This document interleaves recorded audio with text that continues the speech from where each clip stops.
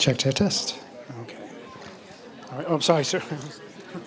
I saw an out and I took it.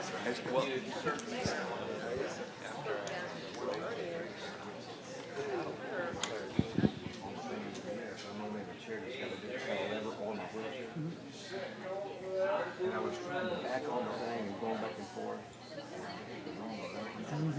And Mark, Norman, I was about to roll off that platform. So I think about I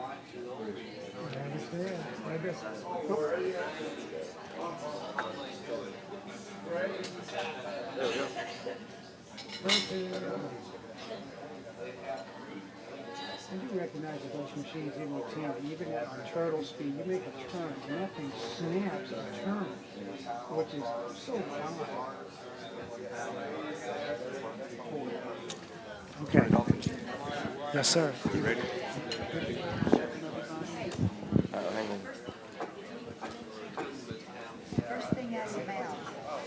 First thing out of your mouth is to tell them.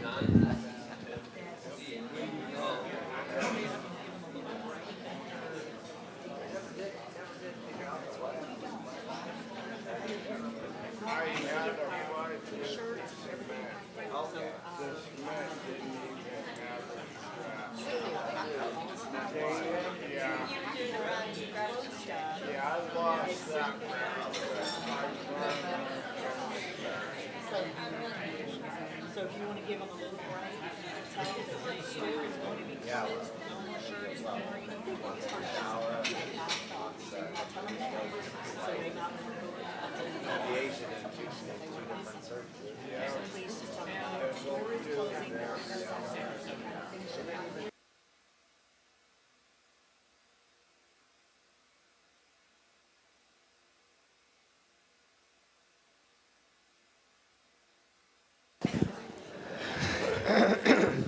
Good morning. Good to see this crew, in the bar in the hotel lobby till late at night, fellowshipping and enjoying time together, and then up early in the morning back at it. So it's good to see you guys in here this morning. An announcement that Norma came and said, this is what you say first this morning, so here's what I'm going to do. Our store out there with shirts and wristbands and the kinds of things you could get at the registration table, that will be closing at 9 o'clock. There's another group coming into this part of the hotel, and we have to be cleared out of there by a certain time. So if you think you might like a t-shirt that you haven't purchased yet, or another wristband or two. And let me say a thing about the wristbands, something that we do with them you might find useful. We find people all the time, even in doctors' offices, who don't know about HSP or PLS. And so Norm and I keep one of these wristbands on our wrist everywhere we go every day. And when we get the opportunity to talk to someone who has any interest at all, we'll take the wristband off and give it to them. And, one of the things I'll say to them is, hey, if you got a place around your, where you get ready every morning, lay this there. When you see it, think about HSP and PLS and what we're dealing with, and say a little prayer. Let us be in your thoughts. So something you might use those wristbands for, and there may be other things. But anyway, that store is going to close at about 9 o'clock because we've got to vacate for another group coming in. With that said, I just want to say how excited I am, how thankful I am for all of you who are here, for the energy and the commitment that we all feel and show and share together.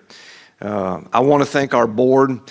Some of them that couldn't be here because of personal and health issues at the moment. I want to say thank you to every one of them for their service on the board. We've got some of you guys sitting at tables here who are part of some of our committees. You help us meet monthly and think about ideas. The manpower and the financial power and the doctor medical research power, all those components of what we do are growing and growing together in a way that I hope and believe is going to make a difference sooner than it might have. So thank you for all that you do. I can't say thank you enough. It's amazing. We had a meeting Friday afternoon with the doctors, kind of firming up the CERN issue, talking about fundraising in there.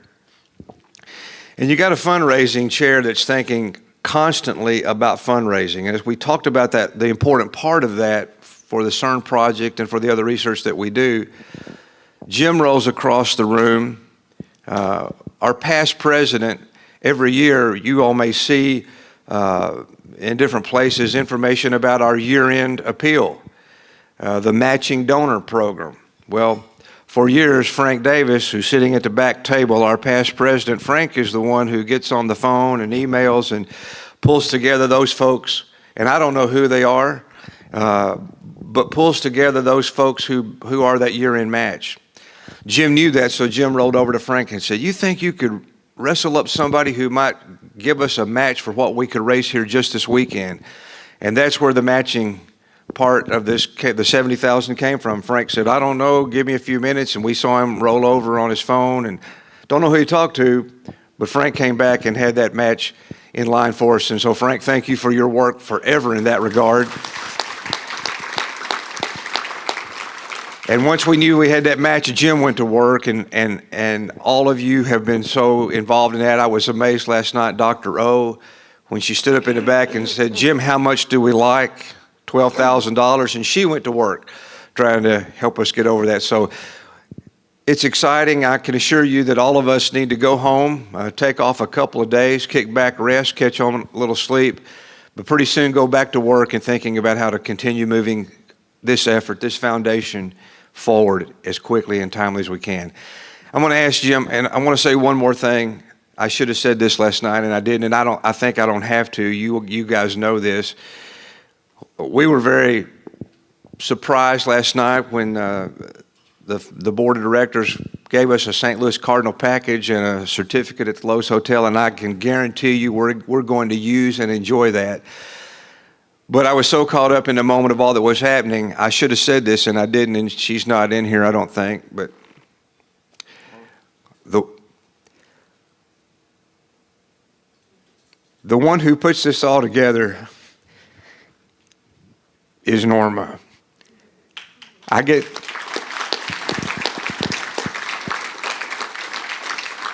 know many of you have spouses that share this journey with you, and I'm thankful for the one that I have and all that she does to help us make these things happen. So Norma, thank you.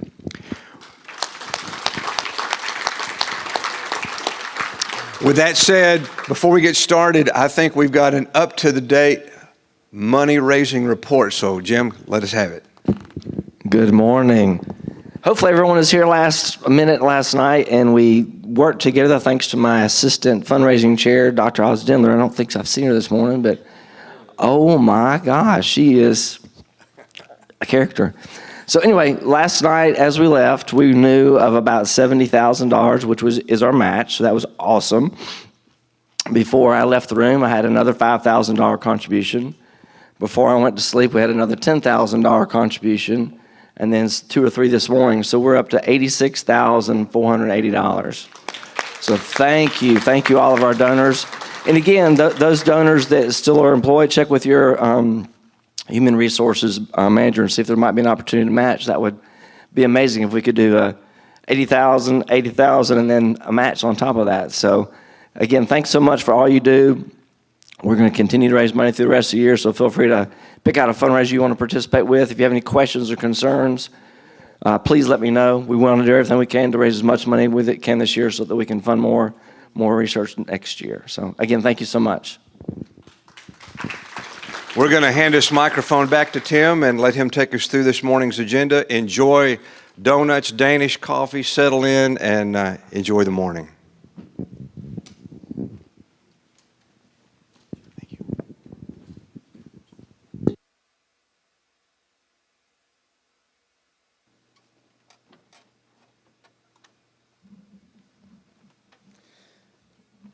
Well, good morning, everybody.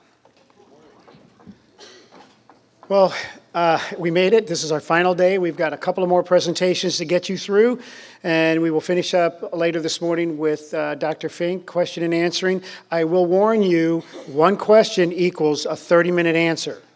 Okay? You guys have seen this. You've seen it live. You know how he works, okay? So we're going to do the best we can. I hope most of your questions have already been answered for since yesterday and the day before, and everybody got to meet and greet with our researchers and our doctors who are here. But, you know, Dr. Fink will extrapolate an answer to the nth degree Okay, so you will get a super complex answer to a very simple question. So be ready for that. It's a lot of fun, and we enjoy him a lot. We want to start off this morning with our Education Ambassadors Committee Chair, Miss Dina Landfair. Come on up, Dina.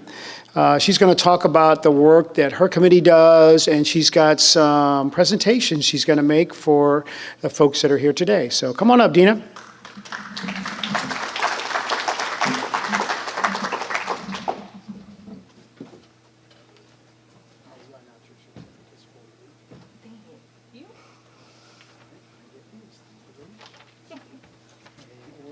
Yeah. Well, the order of them. Of course not. Well, no, the order of, All right, they're in order. you're on. I got you. Here we go. Here comes the fun part. Well, good morning, everybody. So a couple things that I didn't say yesterday and wanted to, so I am wearing one of the shirts that you can get on Redbubble. Or logos, and I picked this particular color and style of shirt and so forth. There's so much on there that you can do and so forth, and get, and we've talked many times about that. The other thing that I wanted to talk about is the website. I forgot to do that yesterday. The website is a work in progress, but there's so much on there, and so if It's coming. I know, We'll keep talking. yeah. So everybody is at a different spot in their journey of these diseases. So you have somebody who just found out to somebody who's had it for 20, 30 years or whatever. So the information on there, there's so much on there. It's sometimes hard to find. So you can use there's a search bar that you can use. And if you can't find that, definitely email anybody. Email me, email anything if you can find an email, and we'll definitely help you out. Also, on the main page at the very bottom, every couple days we put new articles that have been published that are coming out and that are interested part of whether it's about our diseases or just something in general that pertains to us, and it's really great to see. So definitely try to go to the website as often as possible, and if you see anything that we need to change or do, speak up, let us know, and we'll try and address it. So basically, through our committee, everybody, whether it's the president down to all the ambassadors, everybody is a volunteer. And so we just wanted to say thank you for all your hard work and service, and also let you know who some of the ambassadors that are here at the conference are. So okay, now I need to use these. The first one I've got is Kevin Gallagher. He has PLS, and he's from Arizona. So, Please raise your hand. yeah, I know a lot of people are not here or have. Kevin, are you here? Nope. Next one is Christine Hendrickson. She has SPG 7, and she's from Florida. Thank you. So then I have Michael Kaplan. He has SPG 49, and he's from Florida. Next one is Suzanne Duffy. She has SPG 4, and she's from Florida. Lynn Kennedy, I believe it's a spouse, and from Georgia.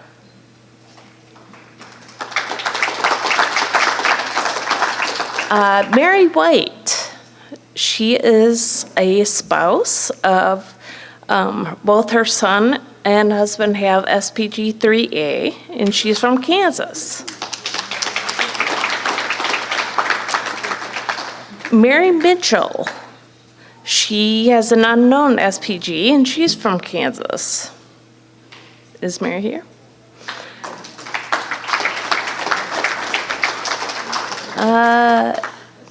Julie Allison Collin, she is an unknown SPG also, and she's from Michigan. I know she's at the conference, but Mary Schultz, she has SPG 7, and she's from right here in Missouri, right in the St. Louis area. Neil Galloway, or I'm horrible at this, Garraway. He is unknown and from North Carolina.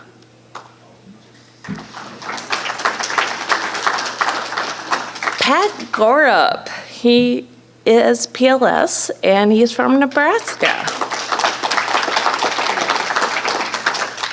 Sheila Eby, she is unknown and she's from New Jersey.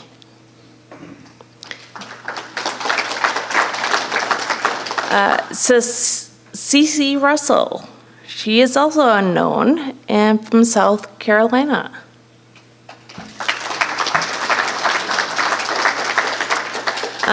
One of our board members, Jim Sheehan, he is SPG 4 and from Tennessee. Gina Frazier, she has SPG 4 and she's from Texas. Melissa Williams, she has PLS and she's from Texas.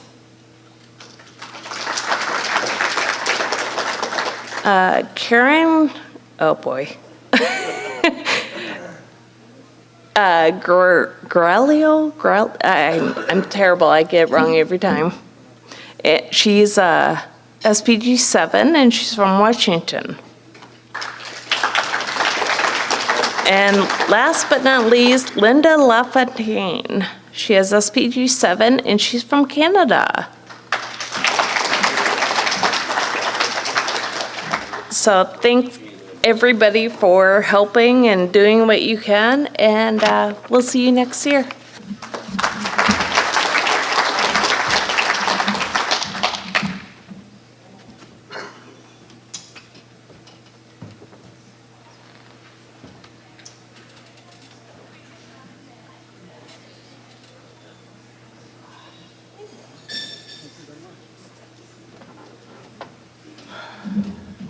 Well, that was exciting. Thank you, ambassadors, for all the hard work. And you guys are really the ones that help us get the message downstream to our members. And you can do it regionally. There's things to be together, to meet people in your own state and your area that you did not know before. It's interesting. We have found that people didn't know that there was people close by to them. You kind of find out in these meetings, and when you start doing the Zoom meetings and people chime in and you go, oh, I didn't know, where do you live? Oh, look, I'm only 5 miles from you. It's interesting how we can spread ourselves out. Our community is spread out so far and wide, and you may not see somebody else like you, or you may not come in contact with somebody like you. And then through the ambassadorship and through all the work and the education programs that we do, you end up meeting these people, and then the word spreads and the word spreads and the word spreads. So we're really excited and thankful for all the work that you guys do. If anybody comes in a little bit later and we missed an ambassador that you know and you heard her name, please make sure they find Dina, who's over there. And by the way, I thank you for sitting almost geographically perfectly where most of the states are, and that we're going to have to come maybe in a straight line next year, but we'll figure that out. That was a lot of fun, and we've enjoyed meeting all of you, and this is a great way to do that. So we're going to move on with our presentation. Oh, real quick also, with the website, the website is a great space. Dina works really hard with Hank to update, is accurate and new information as fast as we can to get it up there. And so, as all websites, you can't put everything on the front page as you come in. You just can't put everything right in somebody's face. You got to get in and click around. When you're at home, go around, click on all those tabs, click on them. I do. I go deeper and deeper. I always tell my wife, it's an old newspaper term. Most of the stories are what we call below the fold, okay? Remember the old newspapers? They'd be folded in half. You got just the headlines, but when you flipped it up, you got all the other news and stuff, and then you had to open the newspaper to get more and more information. The website's the same way. You got to get into it, dig into it, find the information you're looking for. All websites are laid out a little bit differently, but you just got to go around and click and click and click and have some fun. Yeah, we all do that. Everybody's on their phone all the time. I saw you yesterday. I saw the heads down and the lights up. My wife's a teacher, or was a teacher, and when the kids are out there and they had the phone underneath the desk when the movie was on, yeah, boy, okay, we know what you're doing. Okay, so we know you know how to do this stuff. So when you're looking for something and you're telling people to go to the website, just remind them you got to get in, you got to dig deep. And not everything is going to be right there in front of them. You may have to hit click 1, click 2, click 3, click 4. Things get buried, remember? That's how these models are made. But it's still nice to get in there and do it. And, we showed you, sorry about the quick little technical glitch. Hey, it's Sunday morning. I think it is Saturday. I don't know what day it is anymore. Is it? What day is it? Is it Saturday? No, it's Sunday. Okay, great. See? I don't even know what's going on. So I need a website to tell me what I'm doing. So anyway, website is really good. We like when you go there. We enjoy it when you click around. There's always new information getting put on, and it's getting buried, and it's in there. It's in there. So, by the way, this shows, see the picture on this website photo? That was from last year, so we're going to update that picture. So you might see some of you guys might see yourself on the website, okay, when we update it with some new pictures from this weekend's event. That being said, we're now ready to start our presentations this morning, okay? We're right on schedule. We're going to start right next, okay, with Dr. Piermarini, and here she comes.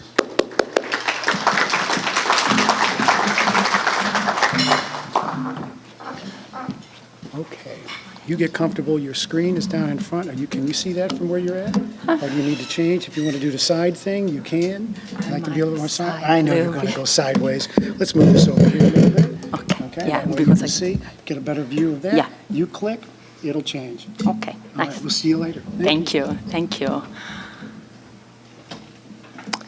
Hello, good morning, everybody. Can you all hear me well? Okay, nice. Good morning, and it's a pleasure for me to be at the first, for me at least, SPF meeting. Thanks to the organizer to invite me for that. And today I'm going to talk about a gene therapy approach we are using on a preclinical model of SPG4-based hereditary spastic paraplegia. Before doing that, I would like to introduce myself a little bit, as I'm new.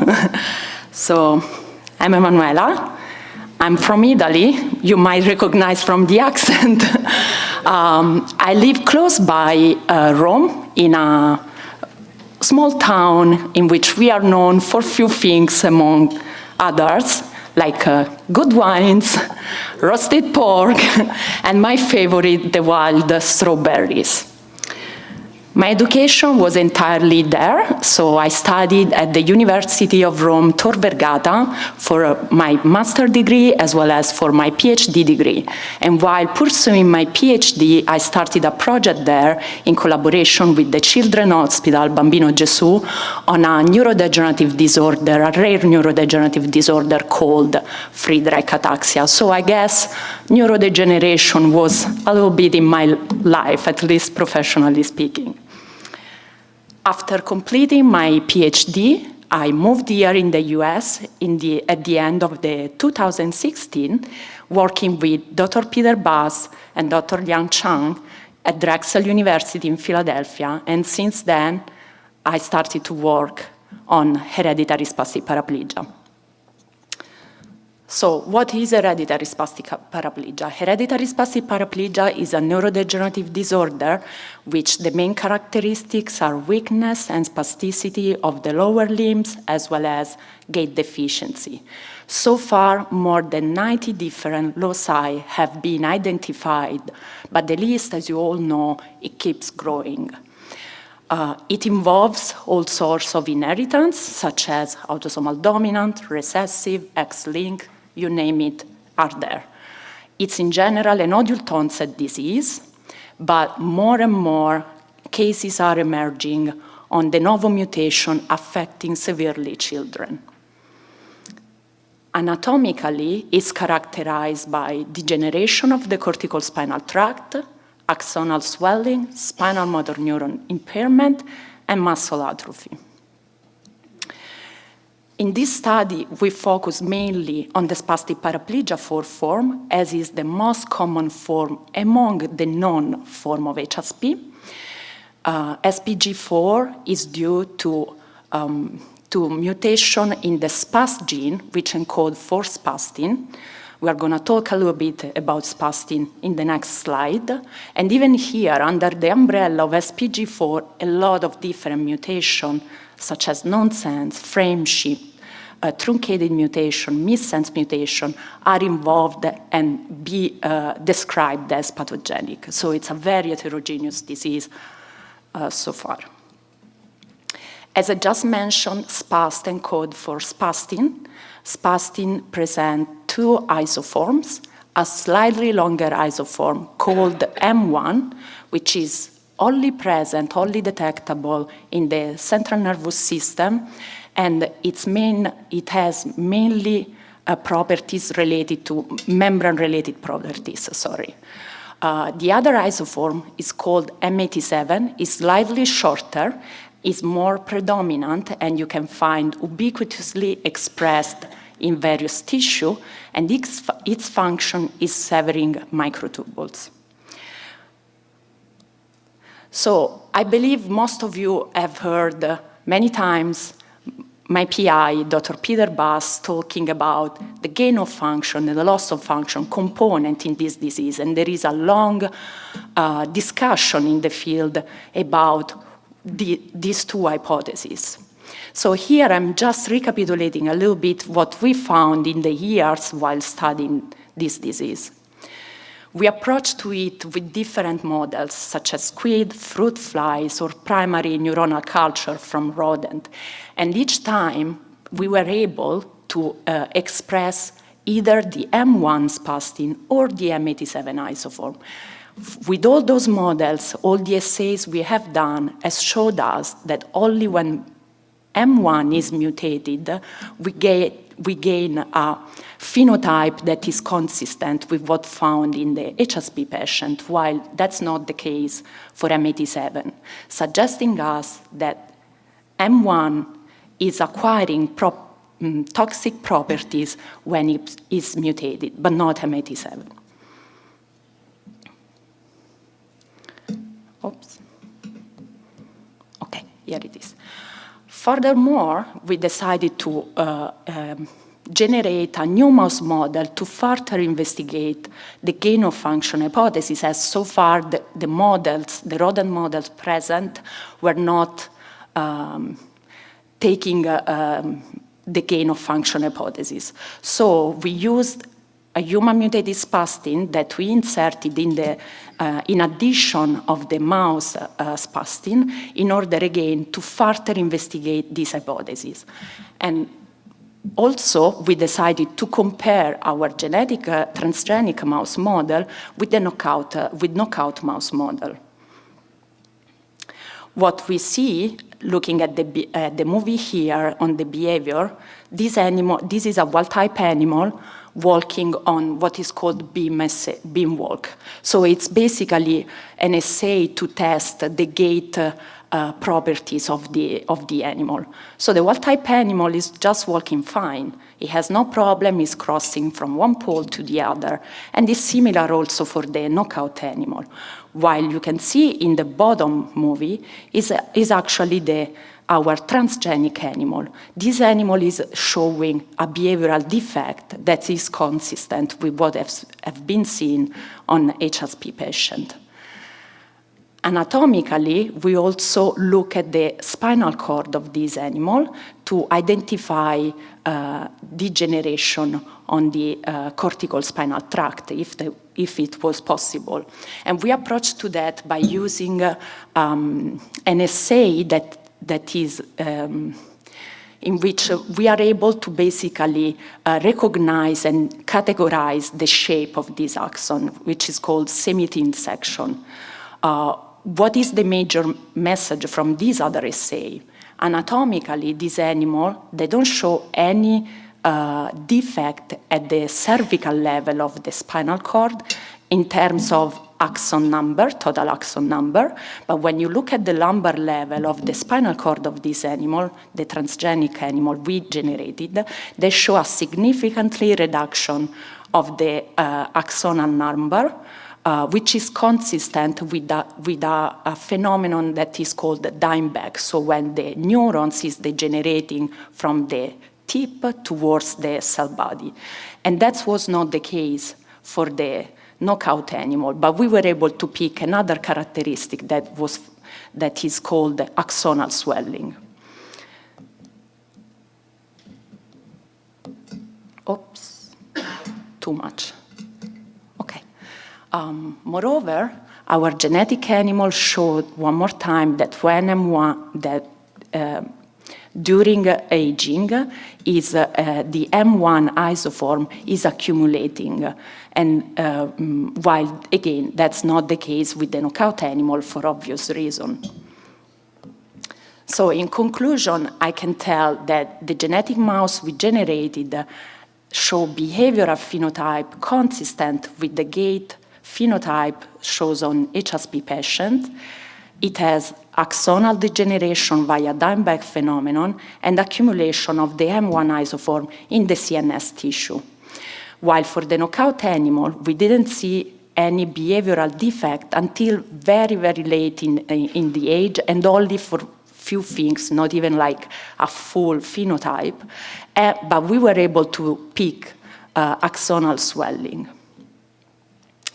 So to also bring up again a little bit, the discussion was yesterday about how to approach to the disease. What was very important, what was said from all the great scientists who were here yesterday, is that it's very important to understand the disease in order to design therapies that can really help in alleviating the symptoms or in curing the disease. So here there is a diagram showing you different approach that you can take according to the gain of function or loss of function hypothesis. But ultimately, as this is a genetic disease, what we want to do is silencing the mutated gene and replace it with the correct one. And that is what I'm going to talk next. So in the last 2 decades, viral vector-based gene therapy approaches have been described for other diseases and been successful in at least ameliorating some of the symptoms. Moreover, recombinant adeno-associated virus type 9 has been shown more promising, has been shown to be very safe and efficacious in delivering transgenic gene to the CNS. For this reason, in this study, we collaborated with these 2 great scientists, Dr. Miguel Senesteves and Dr.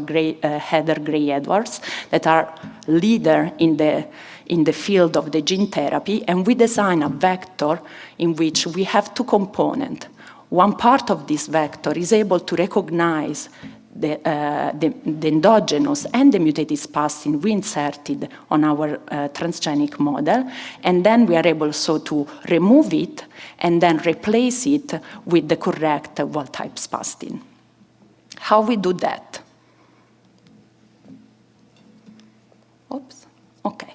So, as I just mentioned, we decided to use for this study, at least for the beginning, the transgenic model we generated as it shows a phenotype that is more consistent with the HSP patient. So to do that, we use P0, P1 animals, so they are just born, and we injected the vector via intracerebroventricular injection using a stereotaxic coordinate. And you can see here a little picture of what is basically. Then we return, we return the animal with their mom, we let them grow, and when the time is due, we wean them according to the sex and genotype to know who is what. And after that, at 3 and 6 months of age, we use a new behavioral test to score gait abnormalities, which is called the catwalk. The catwalk device is the one you see here on the bottom, and is well known and used in the, either in the neurodegenerative field as well as for spinal cord injury, again, to assess gait abnormalities. After the 6 months, the animals are sacrificed and tissue and blood are collected for further analysis. So here again, I'm put again this movie related to the walking condition of HSP patient. And the reason why is because among all the different parameters the catwalk can give to us, there are more than 100 parameters we can score with the catwalk. There are few of them we find being very correlated to the HSP patient. And these parameters are listed here as stand duration, swing duration, step width, and cadence. I don't want to go too much into the details, but I want that is clear. These parameters are basically telling us the walking condition on this animal. So are different parameters that are telling us how these animals are walking. And here what we found so far, this study is it started not so long ago, so the number of animals is still very little. As you can see, for all those parameters, the wild-type animal, so the control animal, they don't show any major defect at 3 and 6 months. But when you look at the genetic animal, the transgenic animal, they show a significant increase in a couple of these parameters and a slight increase in another one, suggesting us that these animals are having trouble in walking fine. Okay. What was very important for us and very exciting was to see what happened when we injected pre-symptomatically, as I say, the P0, the animals. So when the animals are injected with the vector we design, we cannot appreciate anymore this defect.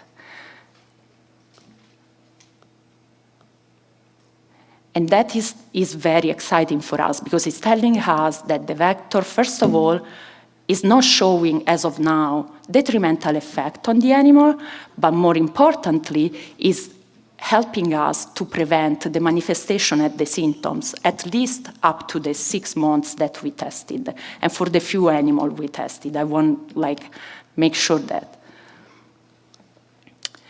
At anatomical level, we are able to detect axonal degeneration by using immunohistochemical techniques and by using markers that are known to be how can I say, altered in neurodegenerative diseases, such as the neurofilament. So we decided to first, these are the last few weeks of data really, we decided to take again the spinal cord of this animal, section them, and look at the neurofilament to understand, by using this marker, the degenerative status of this animal. So here you see, again, we focus our analysis on the dorsal column of the spinal cord. Why the dorsal column? I realize I didn't say that before. It's because in the animal, in rodents, the dorsal column is the site where the majority of the cortical spinal tract pass by. And we say that one of the main characteristics at anatomical level of SPG4 is degeneration of the cortical spinal tract. So by looking at the dorsal column in the spinal cord of those animals, we are able to understand and to pick a degenerative phenotype. As you can see here, these green dots are basically staying for the axons of these neurons. And what you can see here, again, is that the wild-type animal doesn't show any changes before or when is injected with the vector. And the intensity, the fluorescence intensity of this neurofilament marker is quite low, which is fine. But what it was surprising for us, it was, first of all, we depict a significant increase in the phosphorylation status of this neurofilament in our transgenic mouse. So it's telling us something is wrong, okay? The axons are degenerating and not healthy anymore. And what was even more interesting, and one more time, is to see that when we have this animal injected with the vector, this degeneration is not appreciated. So again, was one more check we were happy about to see. Lastly, we look at the spastic expression using Western blot assay. The Western blot assay is an assay that helps you in looking at the expression of different proteins by using different antibodies. So in this case, we focus first with spastic. And one more time, what was very exciting for us was to see that when the animal are injected with the vector, the level of spastin are kept at control level, which is good because we don't want too much spastin going on. We don't want too much M1 mutated be present. So that was very, again, another exciting news, another exciting finding for us to keep going. So what I show you is very preliminary. And so there is still a lot of work to be done. Here I listed some of the things we are working on or we are going to work in the near future. So first of all, we want to assess and complete the behavior tests by adding more animals on our cohort. I forgot to mention that all the data you saw were generated by using males mainly.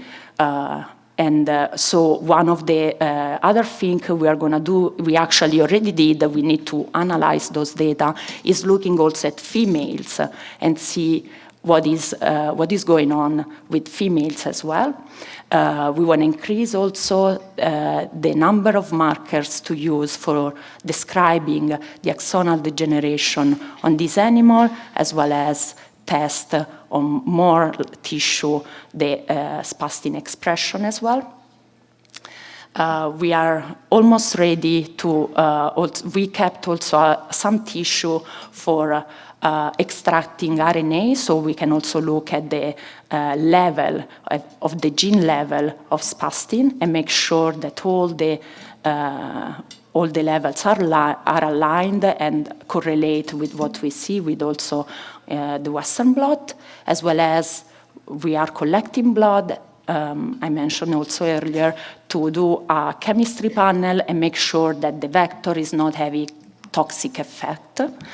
And moreover, in the near future, I believe we are going to investigate a little bit more also at the cellular level, the phenotype, by using different spastic mutation and then using our vector and see what we can, at the cellular level, what is able to do.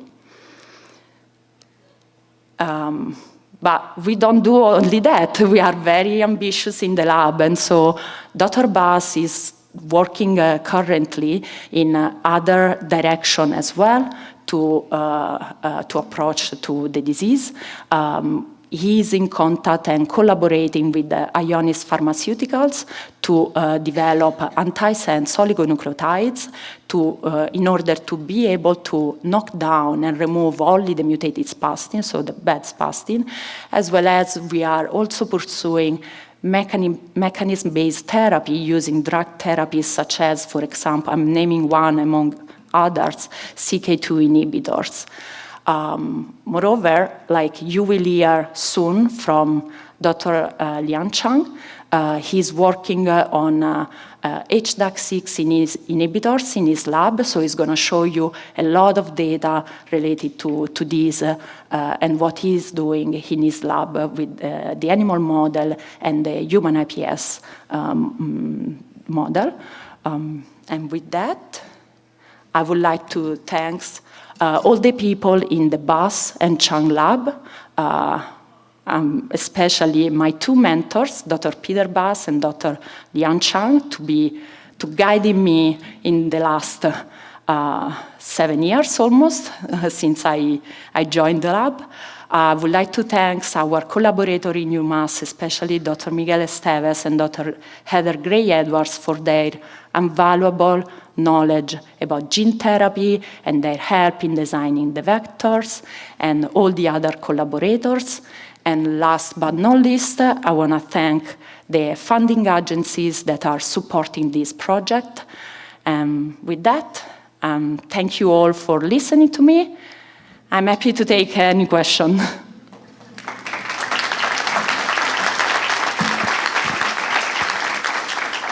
Okay, everybody, you guys know the system, okay? You got to raise your hand, and then I got to find it. Okay, we're going to start back here, of course. We're going to start back here. Here we go.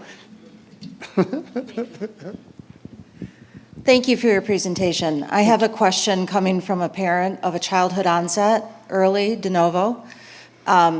Does your research apply to that scenario as it applies to adult onset or inherited? That's a good question. So actually, this whole project started by looking at the children, as all these de novo mutations are coming up and the children are severely affected. The reason why also we started to test the vector on pre-symptomatic animals, so P0, as I say, just born, is to see if we are able, if we intervene as early as possible, we are able to slow down or to correct the symptoms before. Actually, it's not correcting, to prevent the symptom before they show.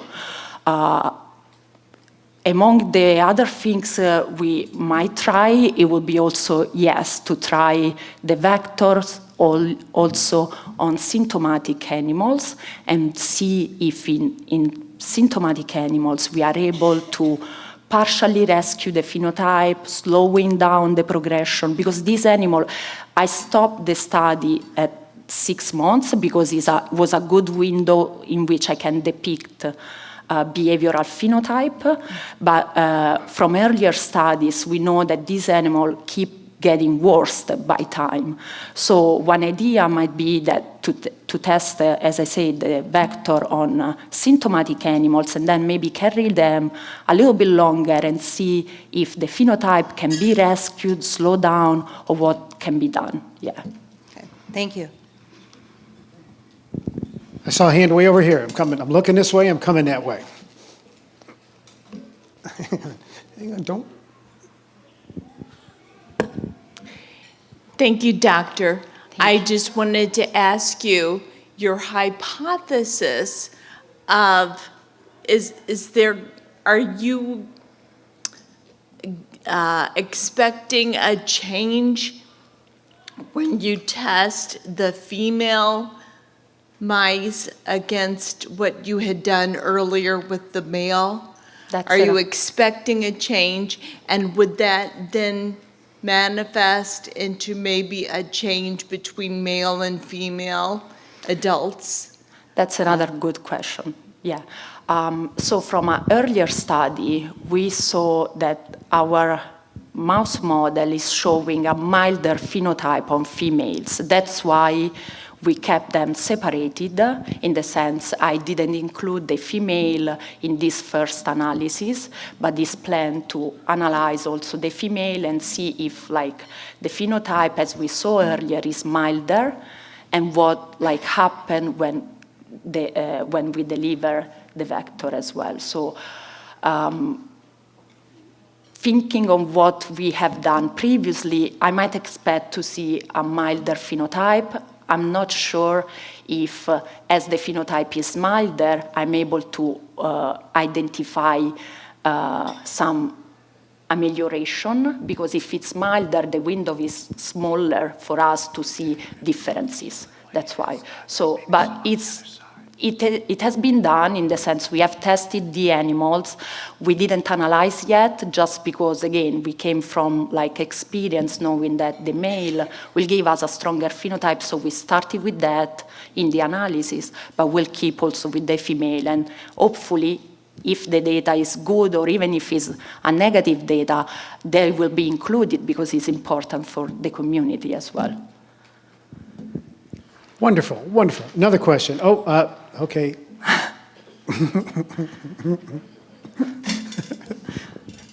Oh, God. Thank you very much. I thought that was brilliant and very clearly presented, so thank you. Thank you. It's very exciting.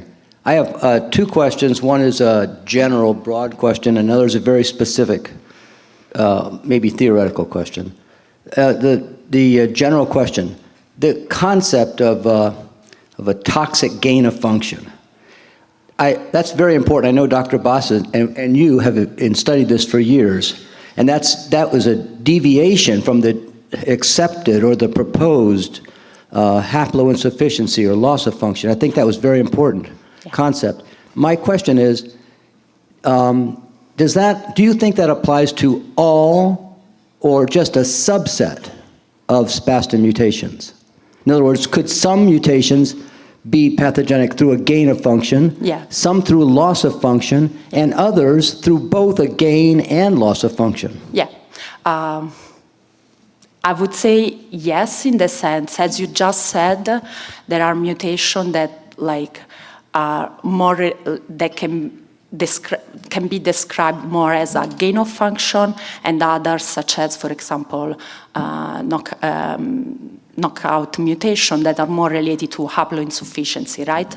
So, again, I guess the important message is also understanding that to design a proper therapeutic strategy. That's very important, and that's one of the main things, I guess, even yesterday we were all talking, and we said very clearly. So, yeah, it is important to know the mechanism in order to develop therapeutic strategies. And a follow-up to that would be the necessity, ultimately, of having a protein functional assay, so people have a mutation, and they could be tested for its mechanism, and then that would decide which direction individualized therapy would be most appropriate. Okay, thank you. My second, more theoretical question is that in humans, in spastin, there's an intragenic polymorphism, I'm sure you know this, at the codon 44.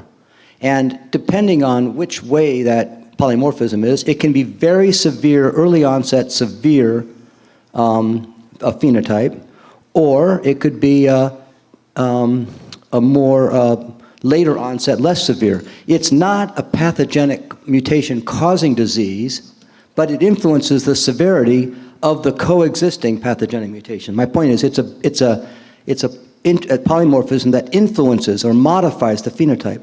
And here's my theoretical question.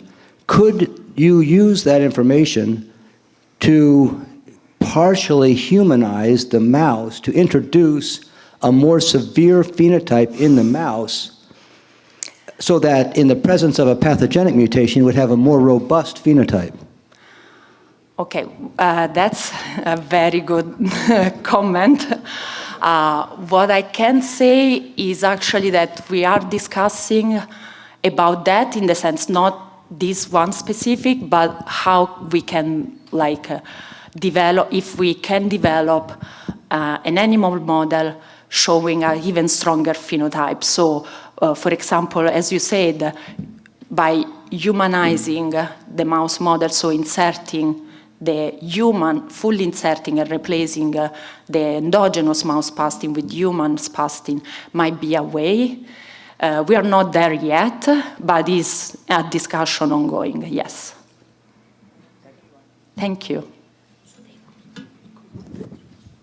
Okay, do we have another question? Oh, I see one right there.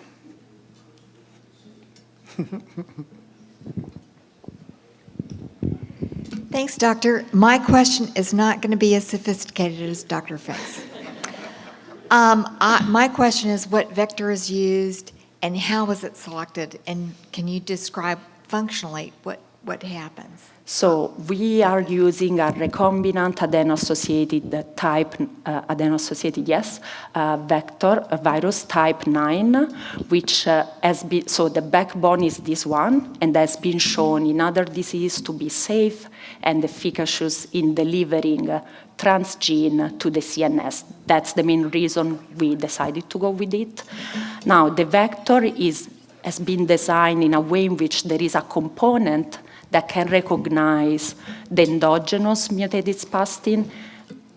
In our case, as the animal model has both the endogenous mouse spastin and the human mutated spastin, this microRNA can recognize both of them and knocking down, so removing. And then we have another component in this vector that is able to express the corrected wild-type spastin. I hope I answered your question more clearly. Wait, Mary. You can't do that. How does it target? So the microRNA is a small RNA that is able to recognize by, because aligned with the sequence, to the mouse spastin and the human mutated spastin and interfere with their expression. So that's in this way they be removed.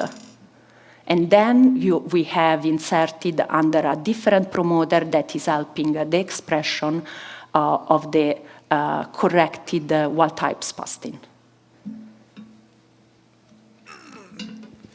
Okay, any more questions? Oh, I see one over there. Okay. I saw that one first. I'm coming. Yeah, mine's a real simple question. In addition to your research, does Drexel University have a clinic? If so, will you be part of the CERN network?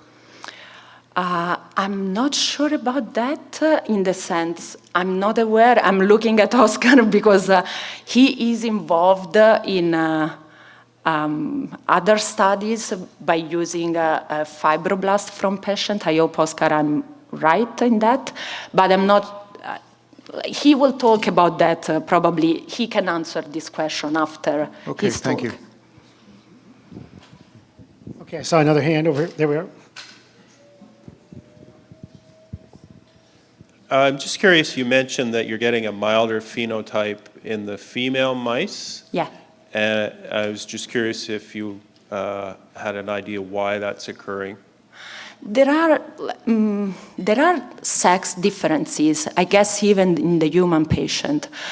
So it was not surprising to us finding that the female had a milder phenotype for that, at least for the behavioral assay we have done in the past. A related question, are you getting, as the generations progress in the mouse model, are you getting more variability in the symptoms? That's a very good question, and is something that I'm planning to look at. What I can say is when I look at the behavioral data, I have animals that even though are supposed to be HSP diseased animal, they might not show at that time of testing a phenotype. So one way I'm thinking to also analyze those data is by looking, as I follow these animals throughout their testing until we sacrifice them. So we test them, as I said, at 3 and 6 months of age. What I can do, and I'm planning to do, is track back the animal that maybe at 3 months they didn't show a phenotype and they show later, or if it was milder and then like his continuous progression. What I can say is from a previous study, we definitely see a progression and the phenotype gets worse in time. But that's a very good question because I know for a fact, as I'm analyzing all these animal data, that there are animals sometimes that they don't show a phenotype earlier on, or they don't show at all. So I'm planning to look back at the data in this light as well. Okay, guys, let's do one more. Do I see one more hand? It's always behind me. Here we go. So how do these hypothetical academic issues relate or transfer to treatable medications that can make a difference in the lives of the people sitting here right now? That's a tough question. So the idea is to be able to get a tool that can be used in the community. Now, this study is very preliminary and needs to go through a lot of testing, first of all, and then can be also moved to efficacy and safety testing with larger cohorts and so on. If you are wondering about timing, I'm not sure about that in the sense I cannot give you a deadline. I also have not much experience in this like progression if everything goes well. But we hope that if it's not this, let's say, first generation of vector that we have designed, we are still working on having even better, let's say, vectors to test. So the work is ongoing. There is a lot of like promising in that. So hopefully we are able to give to the community something that can be further put in clinics. So the work that you're doing, what is your best hope as far as mechanism of action, the circuitry involved that could lead us to what we need to do in synapses so that nerve cells can communicate with each other better and improve the voluntary movements of the people in this room? So that's another good question. So as of now, the study has been done on pre-symptomatic animal. And as you also have heard yesterday in different talks, being able to intervene as early as possible is the best condition, right? Because we are able to either not have the phenotype yet, or like if you intervene early enough, you are able to slow it down. Now, on people already affected, my hope is being able to at least slow down the progression, or that's the best I can answer for now, yeah. Okay, everybody. Thank you, doctor. Thank you very much. Thank you, everybody. Thank you, thank you, thank you.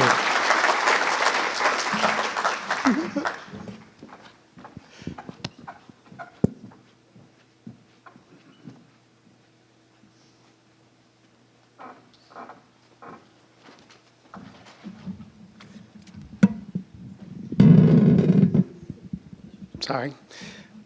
Guys, very wonderful questions. Remember, these doctors are still here. They're here for a little while afterwards, so make sure you catch them before everybody takes off and flies away to different parts of the world to go back to their work, okay? You can still get a question in, still talk to them, make sure you meet them, and tell them your story, okay? So we're going to move right along because we want to keep this day going nice and smoothly for you. Coming up next, Dr. Chung.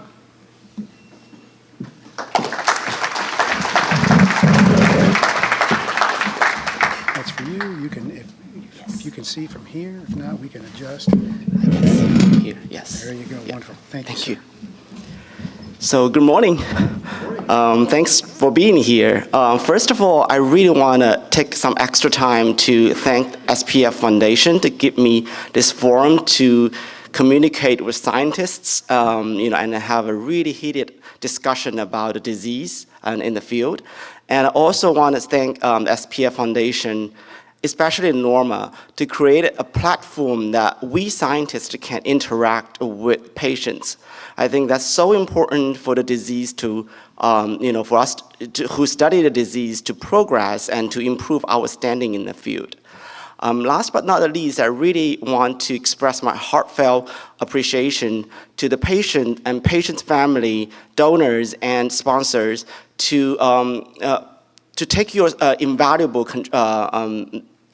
the participation in this conference, and also have invaluable contribution to the disease. And that helps us research scientists to understand the disease better and to improve our strategies of therapeutic approaches and things like that, and make progress in the research. So thank you very much to be here. Today, as following Emanuela's talk, and my talk have 3 parts. The major part is what we're doing in terms of therapeutics, and we're trying small compound that inhibit one of the enzyme we found aberrantly enhanced in the disease. It's called HDAC6.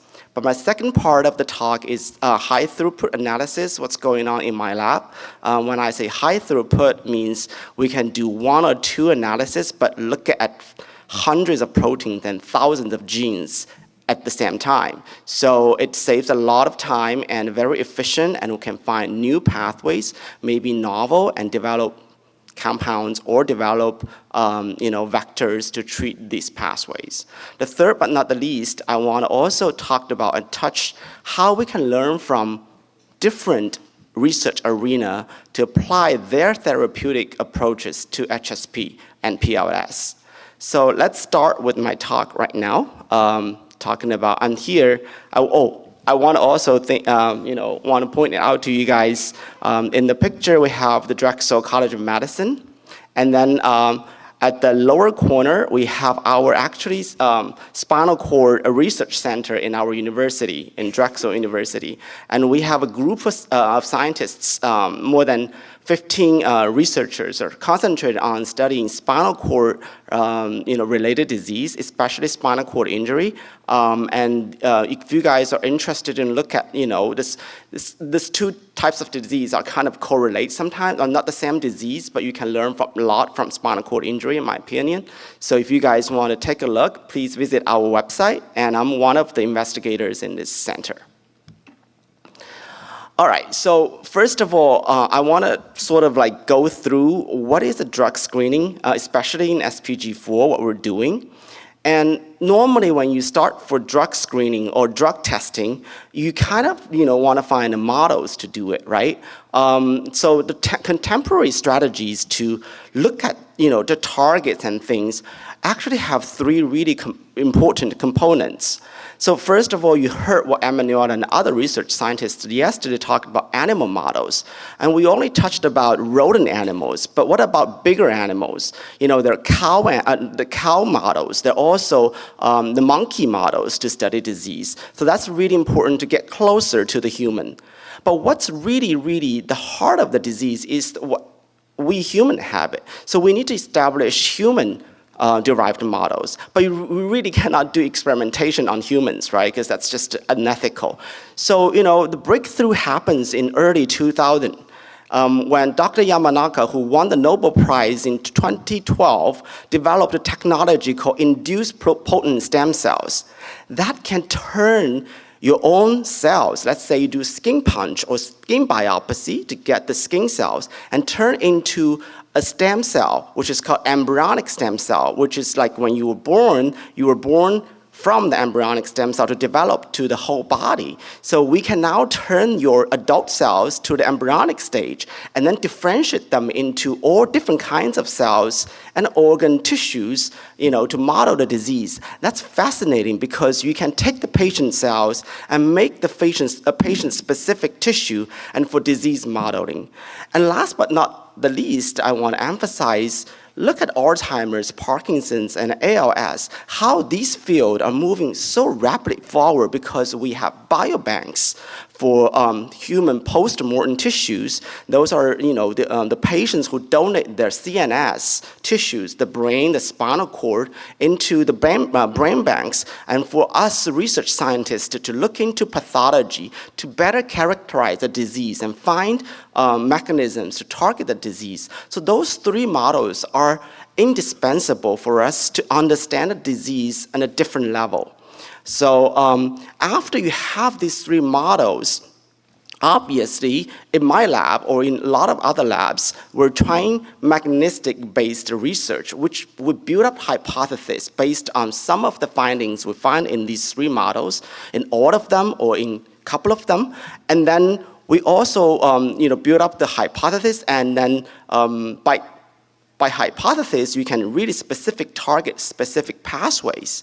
But on top of that, we also can do multi-omics, which I mean is the high throughput analysis I just mentioned with one single or a couple of analyses, you can find tons of information and extract from these information to find pathways. And then we go ahead and do some analysis and find our target. And after we find our target, we can work with the biochemists, we can work with the chemists to develop compound to target these target, whether it's inhibitory or activated. So, we can develop compound. So after you develop a compound, using still the same models, we can develop biomarkers, right? I mean, you check because you need to see whether these compounds, how they work. So you need biomarkers or phenotypes, which means it's any deficits you can correct with this compound. And then these are important as the parameters we find whether the drugs is effective or not. So we need these in vitro studies, which we can talk about, like cell cultures or like I said, the human iPS-derived models, these in vitro models, as well as the animal models, with the small animal models and the bigger animal models, to actually test this compound and then find which one are the most effective. So after you find the strategy, not this hypothesis-driven, very specific strategy, is to use the library that's already approved in FDA. They're chemicals, they're bioactives, they're also approved drugs. There's thousands of compounds, if it's not tens of thousands of them. And then we can build up our screen libraries to use this in vitro model or the in vivo model. But obviously you want to go through now, the AI is so popular to go through the AI to eliminate the non-relevant ones and then using the relevant ones to screen for effective drugs. And so those two are the strategies you do drug testing. And after you find the effective compound, you can do refining of the compound to find the most selective, most potent, and effective compound to develop the lead we call this lead optimization. And then after that, you can do clinical trials. And if your clinical trials work, then great. Then you get FDA approval, and then you can do post-marketing surveillance, which means you can do longitudinal studies to see whether these drugs are safe and actually have a bigger population to see the efficacy as well. However, when it's failed, now you go back to your mechanistic studies or the screening to have a bigger pool to screen for the drugs to find more effective ones and to repeat that cycle again. So in my lab, we mostly just do hypothesis-driven studies. We're actually talking to some of the scientists in the field to see whether we can do the drug screening as what the other part is I was talking about, is do the screening, but it takes a long time and a lot of resources to perform that kind of studies. So as I just mentioned, in my lab, we're using animal models, right? I mean, the animal models we inherited from Dr. Bass, and and across, he has, Dr. Piermarini just talked about using the gain-of-function models, which has the human spastic mutation here. I'm not going to bore you guys with a lot of terms and things. I just want to point it out what animals we're using for our studies here. So, and it's called HKI hat is the animal model Emma was using for the gene therapy, because that's the pure human mutant spastic transgenic animals. We actually crossbred with the knockout animals, so that we have one allele of the human mutant spastin, but we kept only one allele of the functional mouse spastin. So that we call this D-hat, which means short for double heterozygous. So that is the model we consider that contain both loss of function and a gain of function toxicity. And that's the model we're going to test our therapies. So as Emma was talking about, we also are using functional analysis for our outcome read. We use this catwalk Emma described already. There are more than 50 parameters you can actually extract from the catwalk. It's a very defined behavior test, and you can actually detect very subtle changes by really intensive looking to the data. So, but the two ones we're focusing on initially is the stand duration and the step width. So that was previously found in our papers to find these animals have the deficits in these two parameters. So we took these two parameters to start with to look at the behavior deficits. But obviously we have more parameters we can look into if we're interested. So Emma also touched about the anatomy. So after we look at the animal's behavior, that's great. So we can have the behavior test or functional deficit.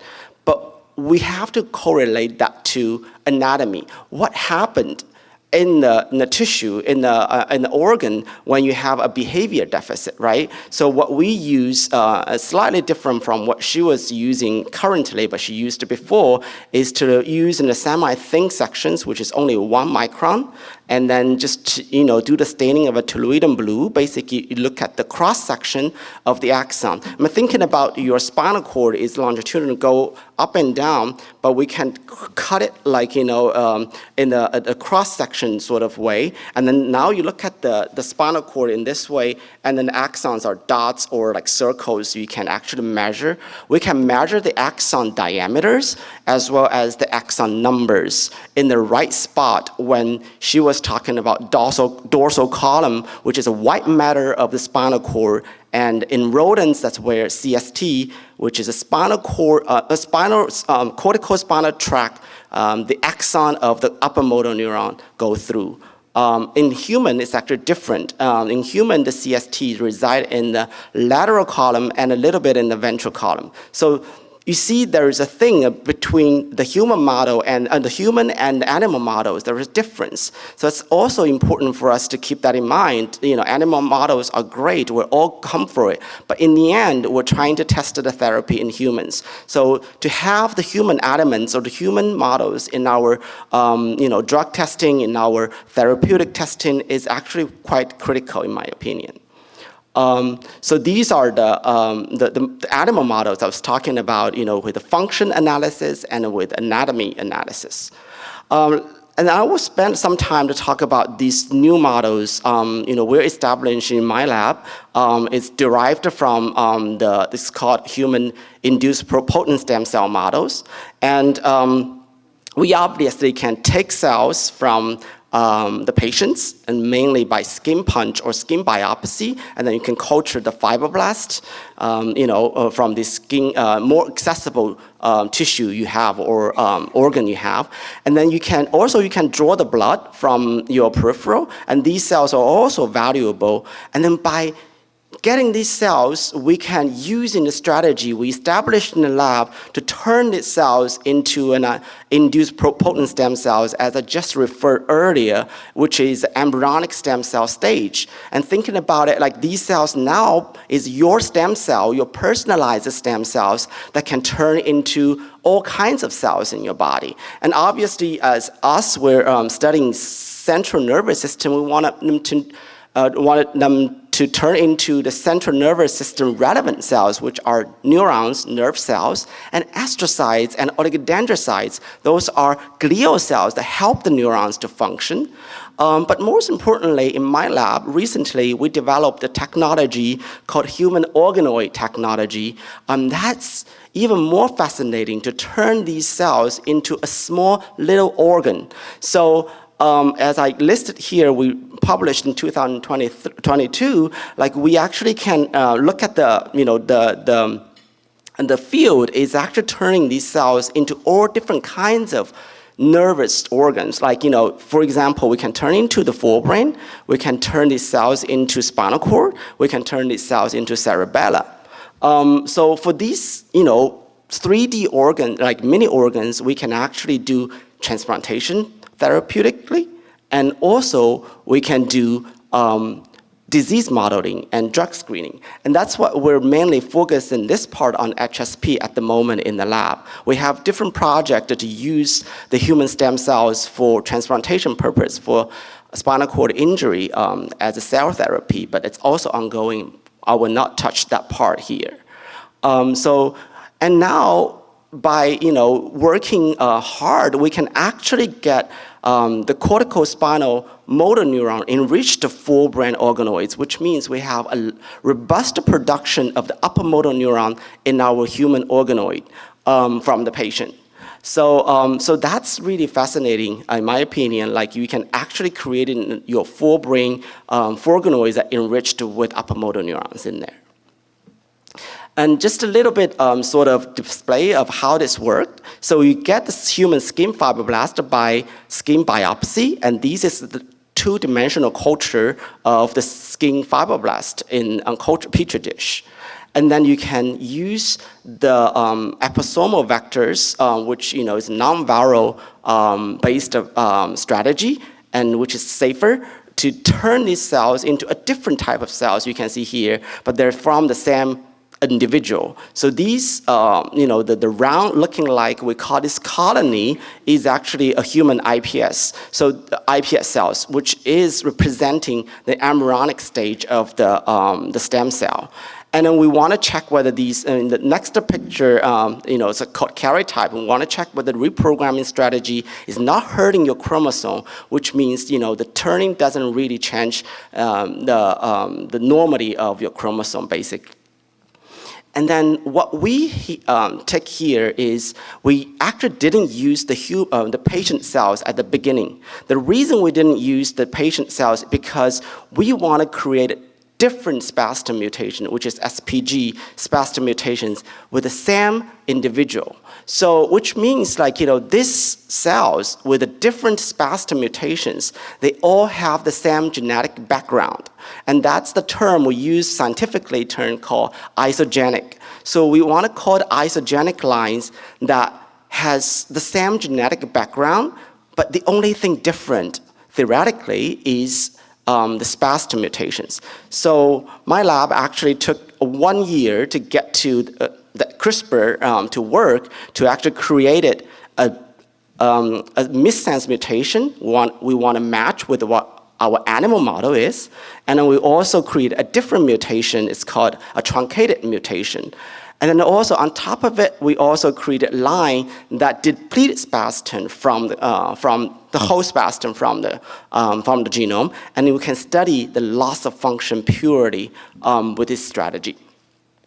And then here are the validation about our iPS, because you have markers to see whether these are actually embryonic stem cells.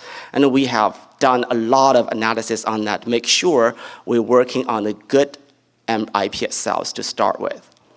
And then these are schematics on how we're going to use this iPS to create the human organoid. I mean, it's a very loose term called mini brain, but the field is trying to not using it because it's ethically, it's probably not really correct. So you can see here, we use these iPS cells by weeks, if it's not a month, patterning and differentiating. We can have this little bulb-looking like tissue growing in the petri dish in the three-dimensional fashion. And these tissue actually has multiple cell types in there, not just your nerve cells. They have glial cells, they have oligodendrocytes, but now we also are putting microglia in there, as well as the endothelial cells, which is your blood vessel in there. It's an ongoing project in the lab. And these organoids, it's called forebrain organoids, actually we can patterning them into the primary motor cortical phenotype. So they are enriched with upper motor neurons. So here is the some of the characterization we're doing in the lab.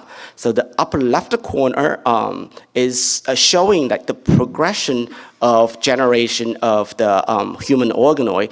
You start with iPS colonies, and then you detach them, and then you form these aggregates, and then you use the knowledge we have in the human embryonic development, and then you kind of make these, pattern these embryonic stem cell-like cells into the tissue or the organ you want them to be. And here is the upper motor neuron enriched forebrain organoid. And you can see up until day 90, I think, or 180, you can get like, pretty big sort of little tissue growing in the petri dish.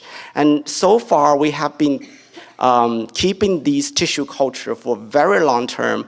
The longest one we currently have in the lab is more than a year and 2 months. So it's a very big effort to kind of keep this going, and then to keep this culture going, and then we can model the disease in a much better way. And then the lower panel of the left panel we're showing is the organoid you characterize with. You can see these loops, right? I mean, these circles. These are we call neuroepithelial loops. These are your neural stem cells, where they come from, and they form the self-organized structures, kind of representing our ventricles, how they kind of generate, neurons and astrocytes from. And then the GFAP is astrocytic marker. It's a glial cell marker. So what we're trying to say, because gliogenesis is normally behind the neurogenesis, so it's very difficult to get actually mature glial cells.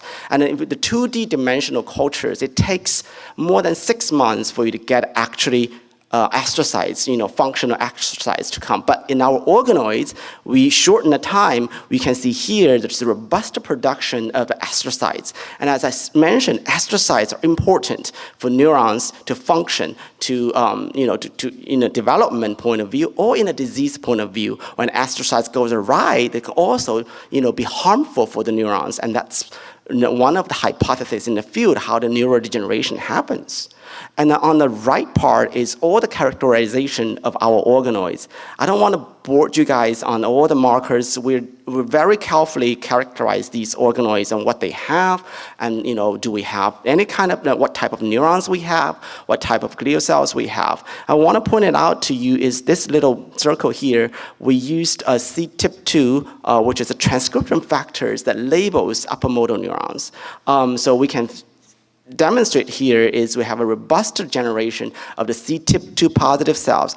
By just immunochemistry, like we can say, like we have CTIP2 positive cells in our forebrain organoids, but by no means I said these are absolutely upper motor neurons. I just say these are having some of the biomarker, the protein markers that upper motor neurons expressed. We're still in the context using, later on I'm going to talk about the single cell RNA sequencing to see whether these cells are actually upper motor neurons.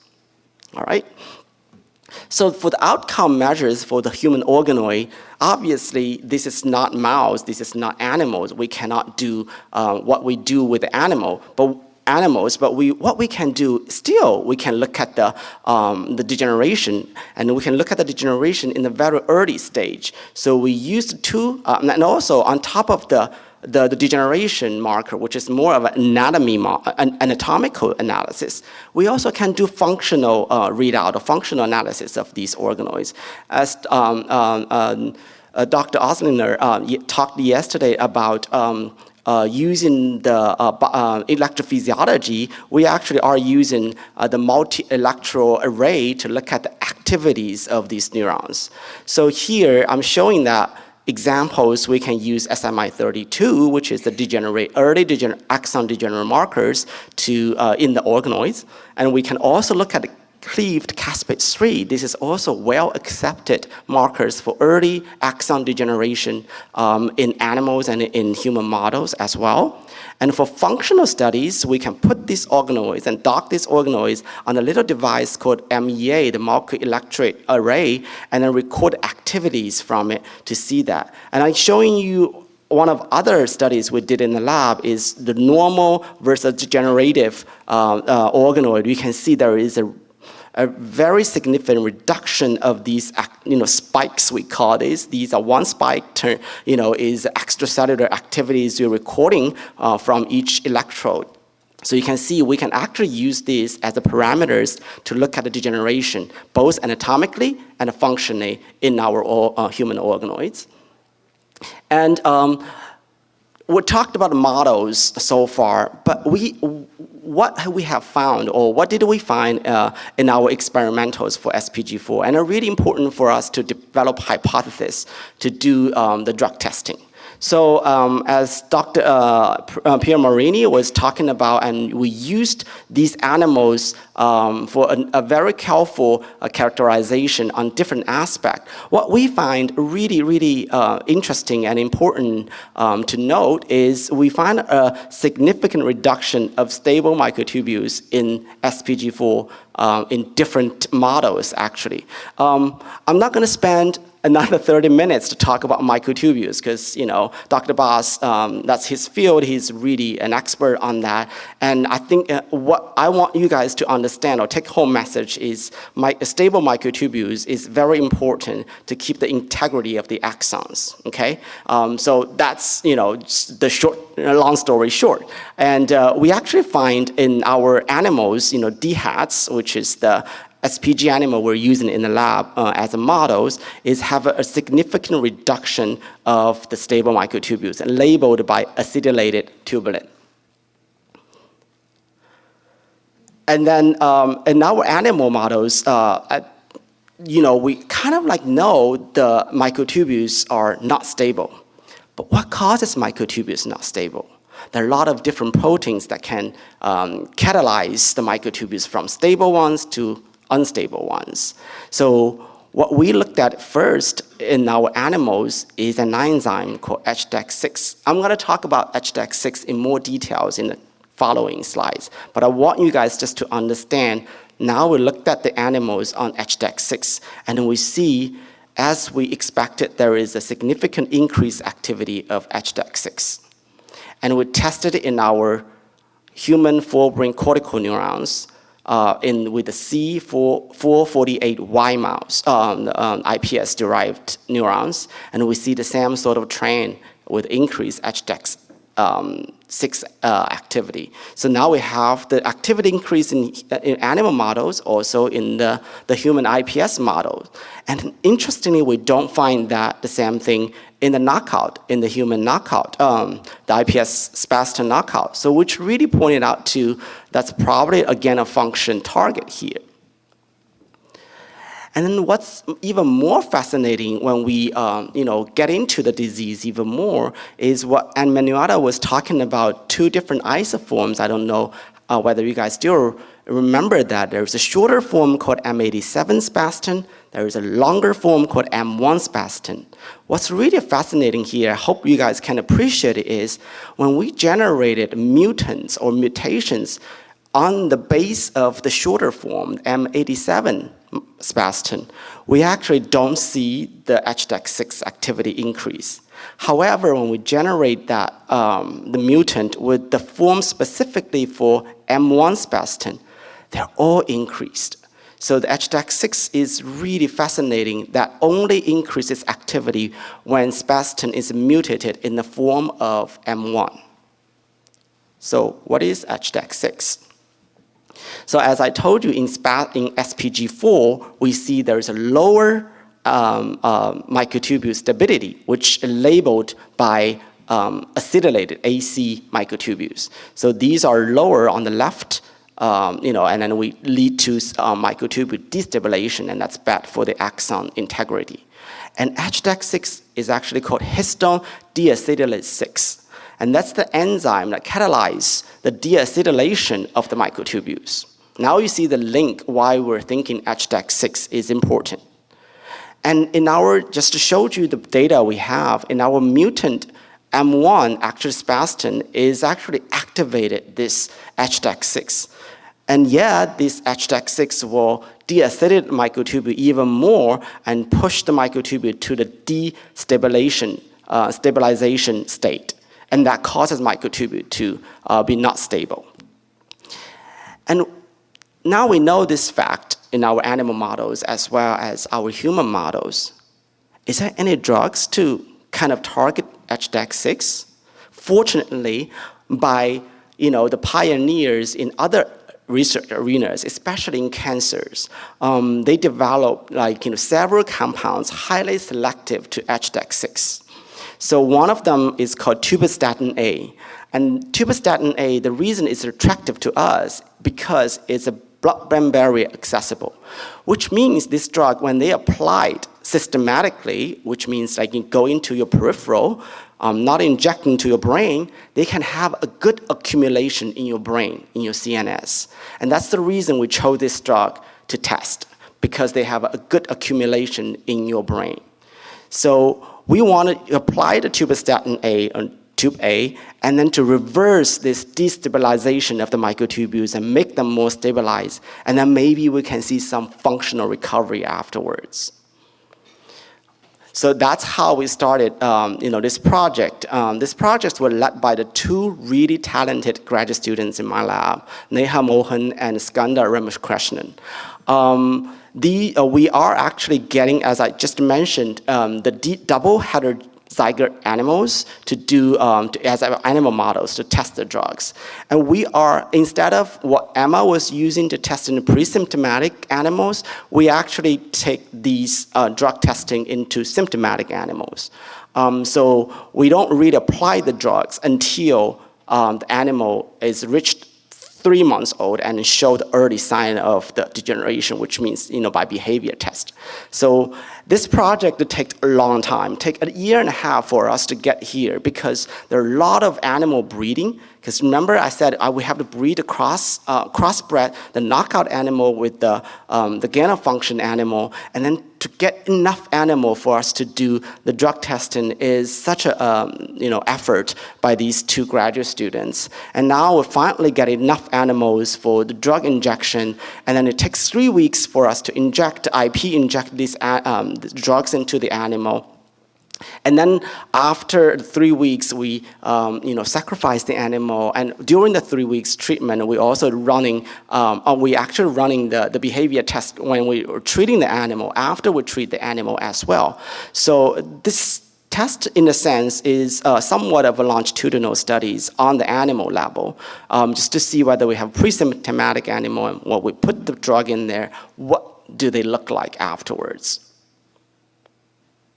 So here's the movies we have. We're using catwalk, and you record it on there's camera on the bottom with a glass. You can actually look at the animal, how they walk. So that's why you have so many different parameters you can actually extract from this movement, right? So the upper one is the SAM animal. It's pre-treatment, which has somewhat a little deficits. I'm going to show you a little bit later on the statistic. And then the lower, the movie was showing that the tubistatin A treated animals. And you can appreciate that at the very beginning, apparently the tubistatin treated animals walk slightly faster, which kind of struggles on the first animal to start, animal started the treatment. So I will remind you guys, we use these two parameters to look at initially to look at the behavior deficits.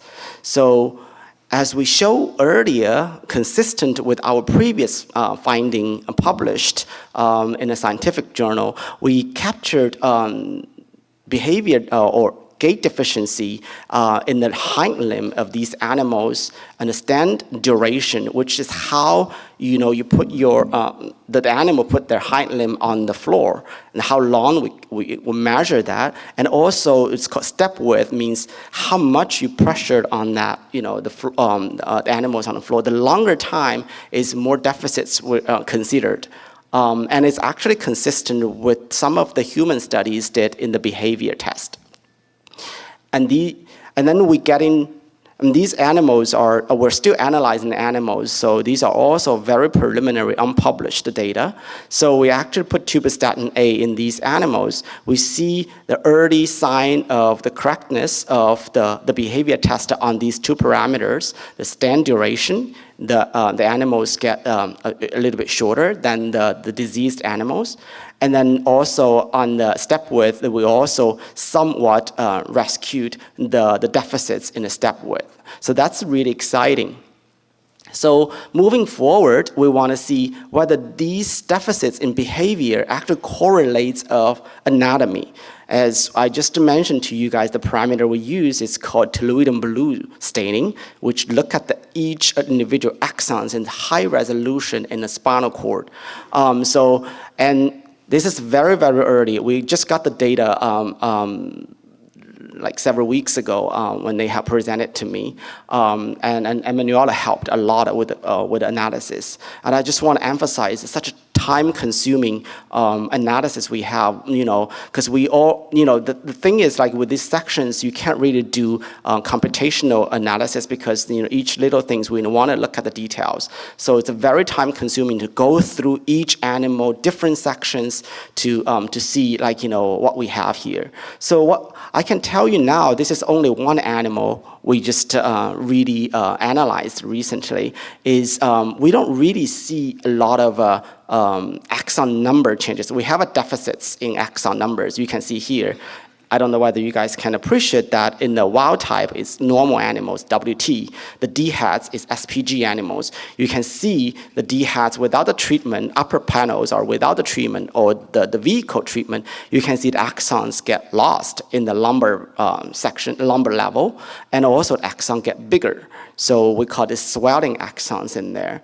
And instead of getting more axons back, we actually see a rescue on HDAC6 on the diameter point of view. So we're still analyzing more and more animals. We have 6 animals to analyze because that's a really time-consuming analysis we have to do. And these 2 students are still doing that, and Emanuela is helping as well. So we want to see whether our behavior rescue can be reflected in the anatomical level to say, hey, not only we have a behavior, we also have anatomical rescue. Good thinking about these are symptomatic animals. They already have the dieback or degeneration of the axon. So, we really want to do a very thorough and scrutiny analysis on, to find out whether we actually have rescued any axons in these animals. So these are the animal work we're doing, but on top of that, as I just told you, we have these precious human forebrain organoids for spastic mutations. We also did a similar treatment with the organoids with tubistatin A in the organoids that's derived from normal the lines and as well as SPG4 lines. And then here are the organoids pictures. You guys can appreciate it with a bigger point of view. These are little cysts of the brain tissue that grow in a petri dish. And you can see we have a robust production again with the CTIP2, which is the marker for upper motor neuron. And we're also looking at the SMI32. And this is really just an early sort of study on one type of mutation we have. It's called S245X. It's a truncated mutation of SPG4. We are very excited to analyzing currently on the CY mutation, which is the missense mutation, to see whether we can replicate the same thing we see here. What you can see here, hopefully you can appreciate, is you have activated staining of SMI32 and as the early degenerative markers for axon degeneration, and then tubistatin A actually can rescue somewhat. Not the full rescue, but it can decrease the degenerative axon labeling. All right, so I think, to conclude my the talk on the tubistatin A, I hope I convinced you guys. Oh, the other thing I didn't get into is the tubistatin A doesn't really cause very noticeable adverse effect in SPG4 mice or the human brain organoids. That's what analyzed with the company. We sent our blood, the blood samples from the animals to them.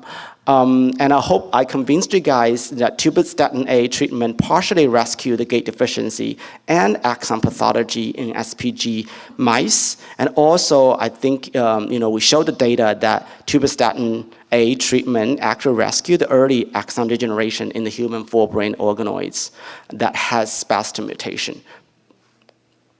So now I'm going to spend the second half of my time talking about what else is going on in my lab besides the drug testing on the therapeutic point of view.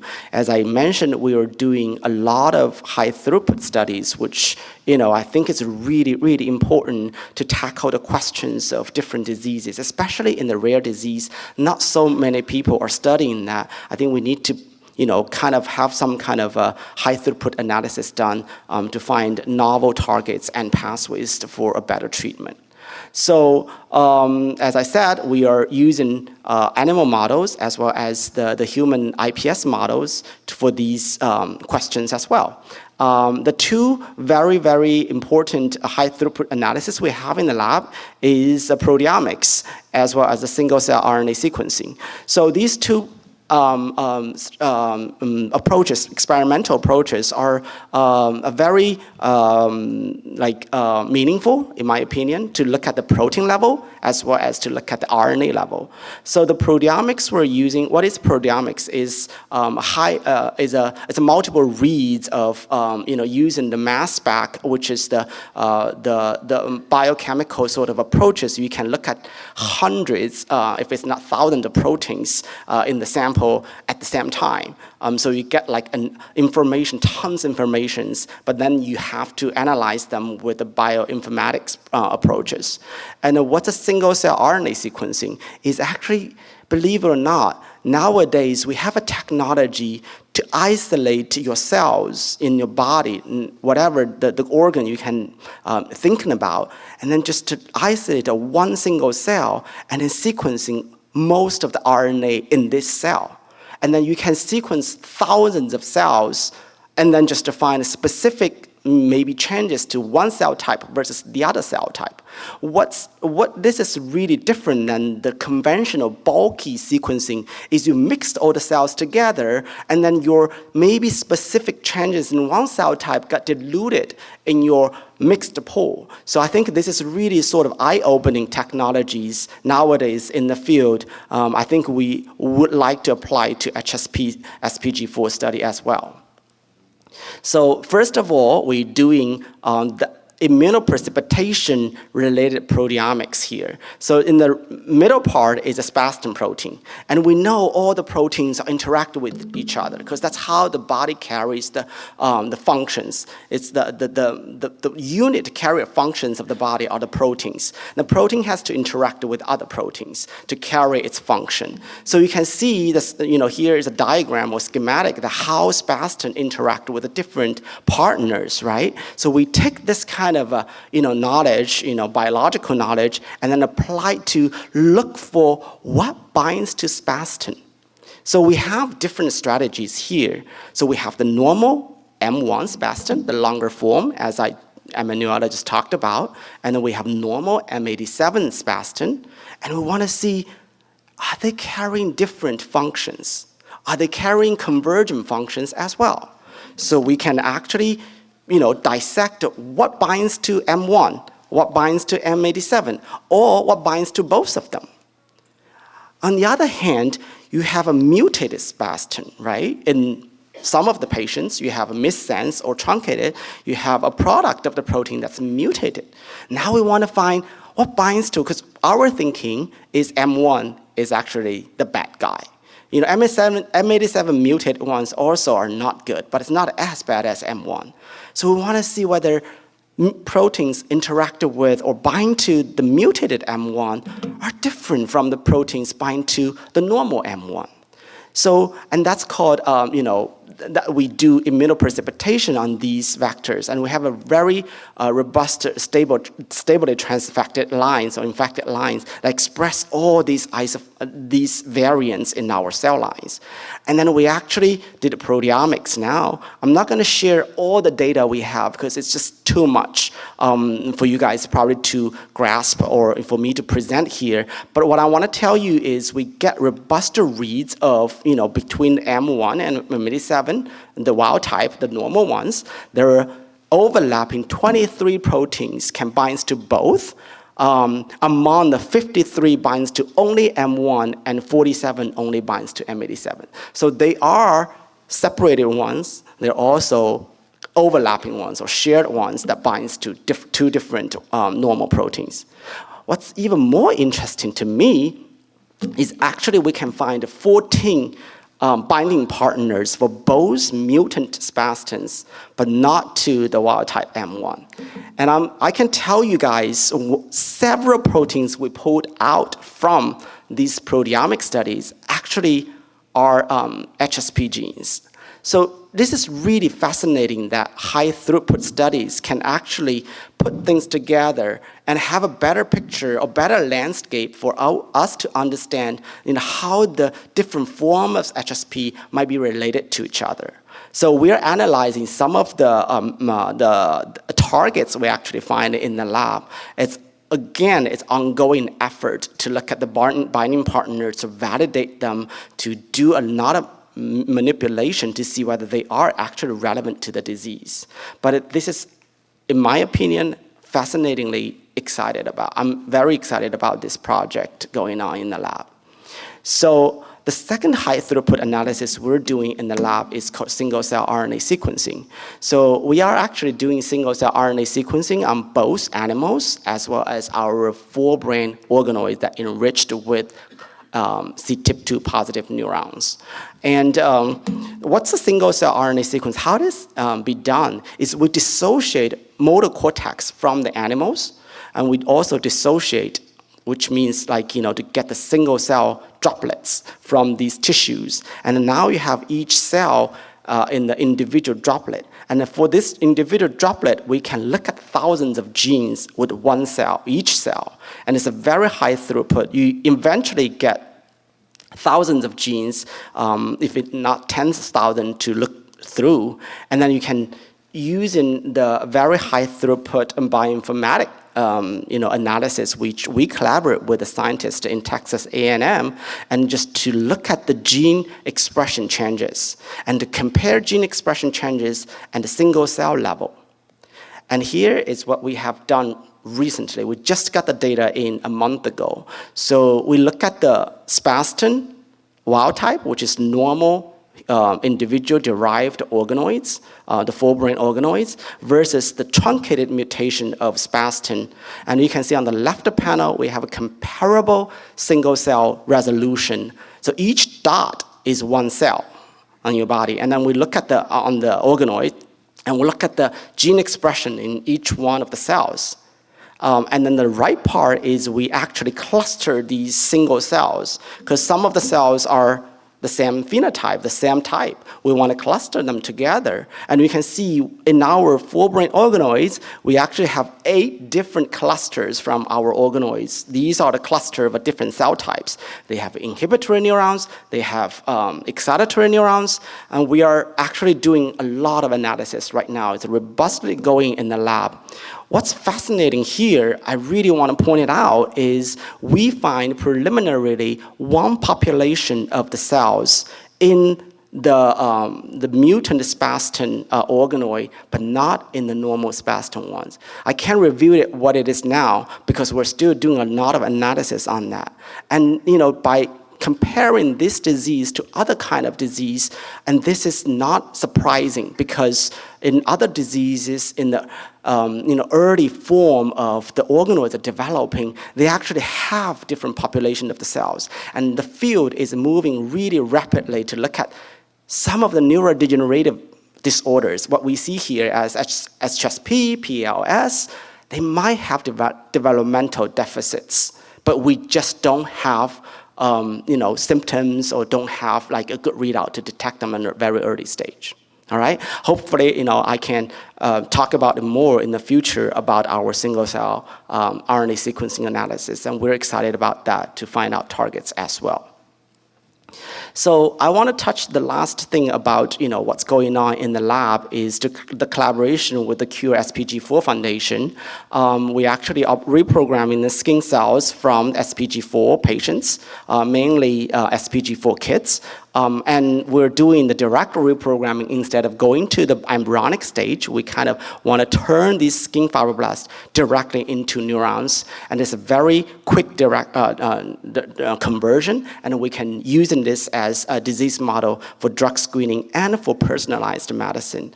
And right now, and there being those parents are just wonderful. They're actually advocate for people to donate the fibroblast to Coriell and NIH. So if you guys are interested, you can help the research by donating your skin fibroblast into Coriell and into NIH. And I will request the cells as much as I can in the future for studies as well. All right, so last but not the least, hopefully you guys are not bored by my talk, is I'm gonna talk a little bit about, kind of learn from other research arena, especially spinal cord injury, to apply to the HSP study or SPG4, what I'm concentrating in my lab. So, as we know, SPG4 is a neurodegenerative disease. So when axon, and yesterday somebody asked me a question, when axon, dies back or lost its innervation in the muscle or between the neurons, can it grow back? And my answer is it's hard for adults. We tested in a lot of different models. It actually can be done in embryos in like a very, very early stage of the neurons, but it's actually almost impossible when you have maturely developed the axons in the CNS. And in CST, the corticospinal tract, the axons from upper motor neuron is notorious for regeneration, for regrowth. So how do we turn degeneration to regeneration? And that's a really big topic for spinal cord injury people. They spend years of effort to look at the CST regeneration, because in this spinal cord injury people, they have a high level, most of them have high level spinal cord injury, and they affect CST tremendously. They're paralyzed. There are a lot of problems with the bowel movement, with the bladder, the functions. So they really want to look at the regeneration and how to boost up the regeneration in adults. So I think we can learn a lot from them. One of what they find is very non-invasive studies on activity-based therapies, rehabs, treadmill exercise. They actually can help this adult axons to regrow to a certain extent, not to a full extent, but to a certain extent. We also can apply gene therapies to boost augmenting the axon regeneration in adult. So the gene therapy is different from targeting spastin, but we're targeting some of the genes that turn off or turn on in adult that inhibit or promote axon to regrowth. So we can learn from that knowledge to make the axon regrow and to find its target. And then the third one is cell therapy. We haven't talked about cell therapy at all in this platform, but I want to emphasize the cell therapy is a rapidly growing research field, and a lot of companies are interested in that as well. And we know in the spinal cord disease, not only the upper motor neurons descending their axons, the corticospinal tract to the spinal cord, they not only innervate into the lower motor neuron, which you guys probably already know. Do you guys know there is a population, a vast population with a big variety of interneurons in the spinal cord? And these interneurons actually are modulating the descending tracts with the lower motor neurons. So importantly to know, these interneurons are playing a big role in the functions of your motor movement.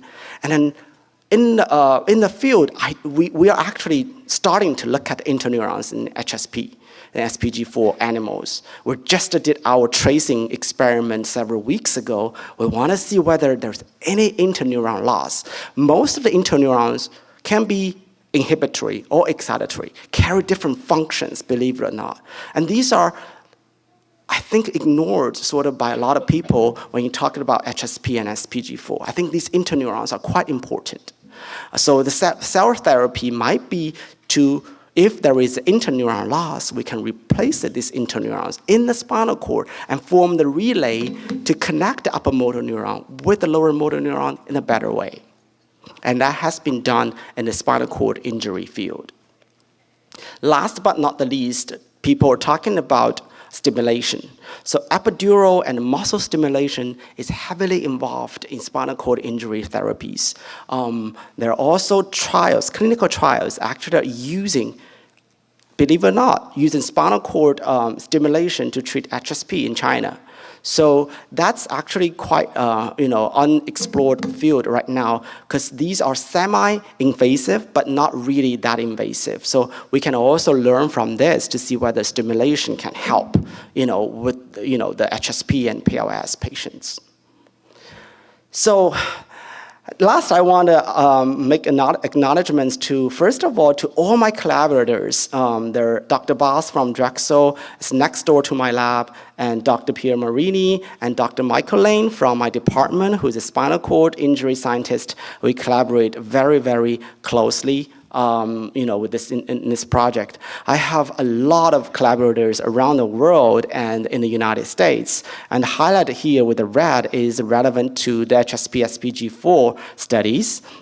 Without these collaborators, my science won't be as, how I want it to be as what it is now. So I really want to, give them credit, for helping me out, to give me insight and give me inspiration on the, every time we met. Also, I want to thank my lab, especially Neha and Skanda, to help with this particular HSP project we're all excited about. They work there, from day to evening. Sometimes these two students don't even go home until midnight.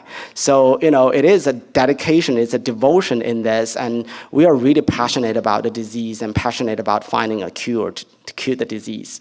The last but not least, I want to also thank all the funding agencies to support my studies, especially NIH, for SPG4 and SPF Foundation. I'm still supported by SPF Foundation, and also the Cure SPG4 Foundation as well, to help us with the resources we need.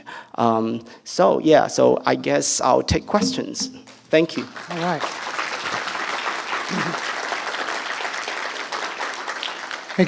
Okay, we got time for just a few quick questions. I'm kind of setting it up a little bit because we got to get a break in for everybody before our final presentation. All right. Okay. Excellent seminar, excellent presentation. Congratulations Thank for you. all the progress that you have shown. This is remarkable. Thank you so much. Thank you. I have maybe some small questions, maybe some technical questions.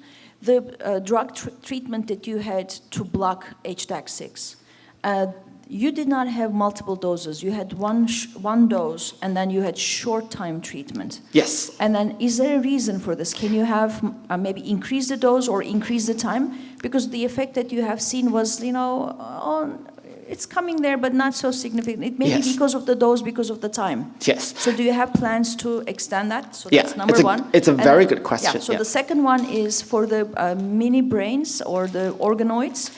I see CTIP2 positive cells, but they are dispersed, right? In the brain you have layer 5, but here, because it's an organoid, everything is mixed. And that layering of the cortex is actually very important for the function, right? For the integration, for the function. And in your organoids, you have seen electrophysiological readouts. So there's activity, so there's spike, so that's good, they are forming.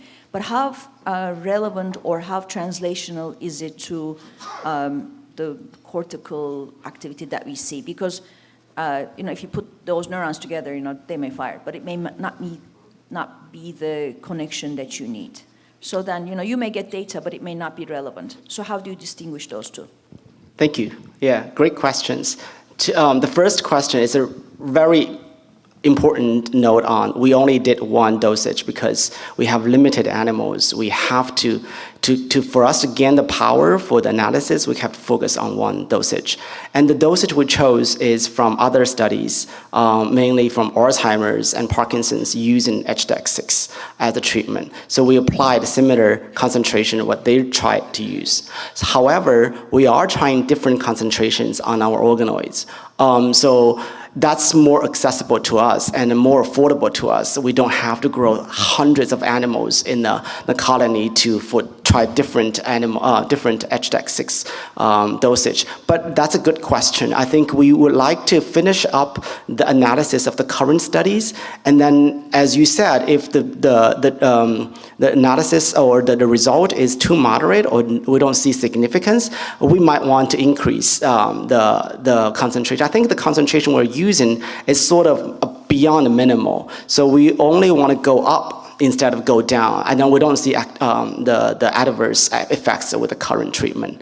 The second question is a really, really important question, right? So we don't have all the circuitries in these organoids. And we're patterning on, we have to consider our limitation with in vitro models. What we're patterning on is only focusing on the upper motor neuron reached forebrain organoids. We lose, other cortical layer or other cortical parts, as well as we lose the subcortical parts. And what's really missing is spinal organoids. So what the Lancaster, Madeline Lancaster, who's a pioneer of the field, is doing is create so-called assembloids or circuitoids. So she can put the upper motor neuron enriched organoids with the spinal organoids and then with the muscle cells. So you can do the microfluid chamber to connect these three tissue organs together. And what's really fascinating is what you look at these upper motor neuron enriched organoids, they can send the axons that innervate the spinal organoids, which enriched with the lower motor neuron. And these lower motor neuron actually extend axons out into the muscles. So the whole little mini assembloids were created in the petri dish that you can actually have the circuitry.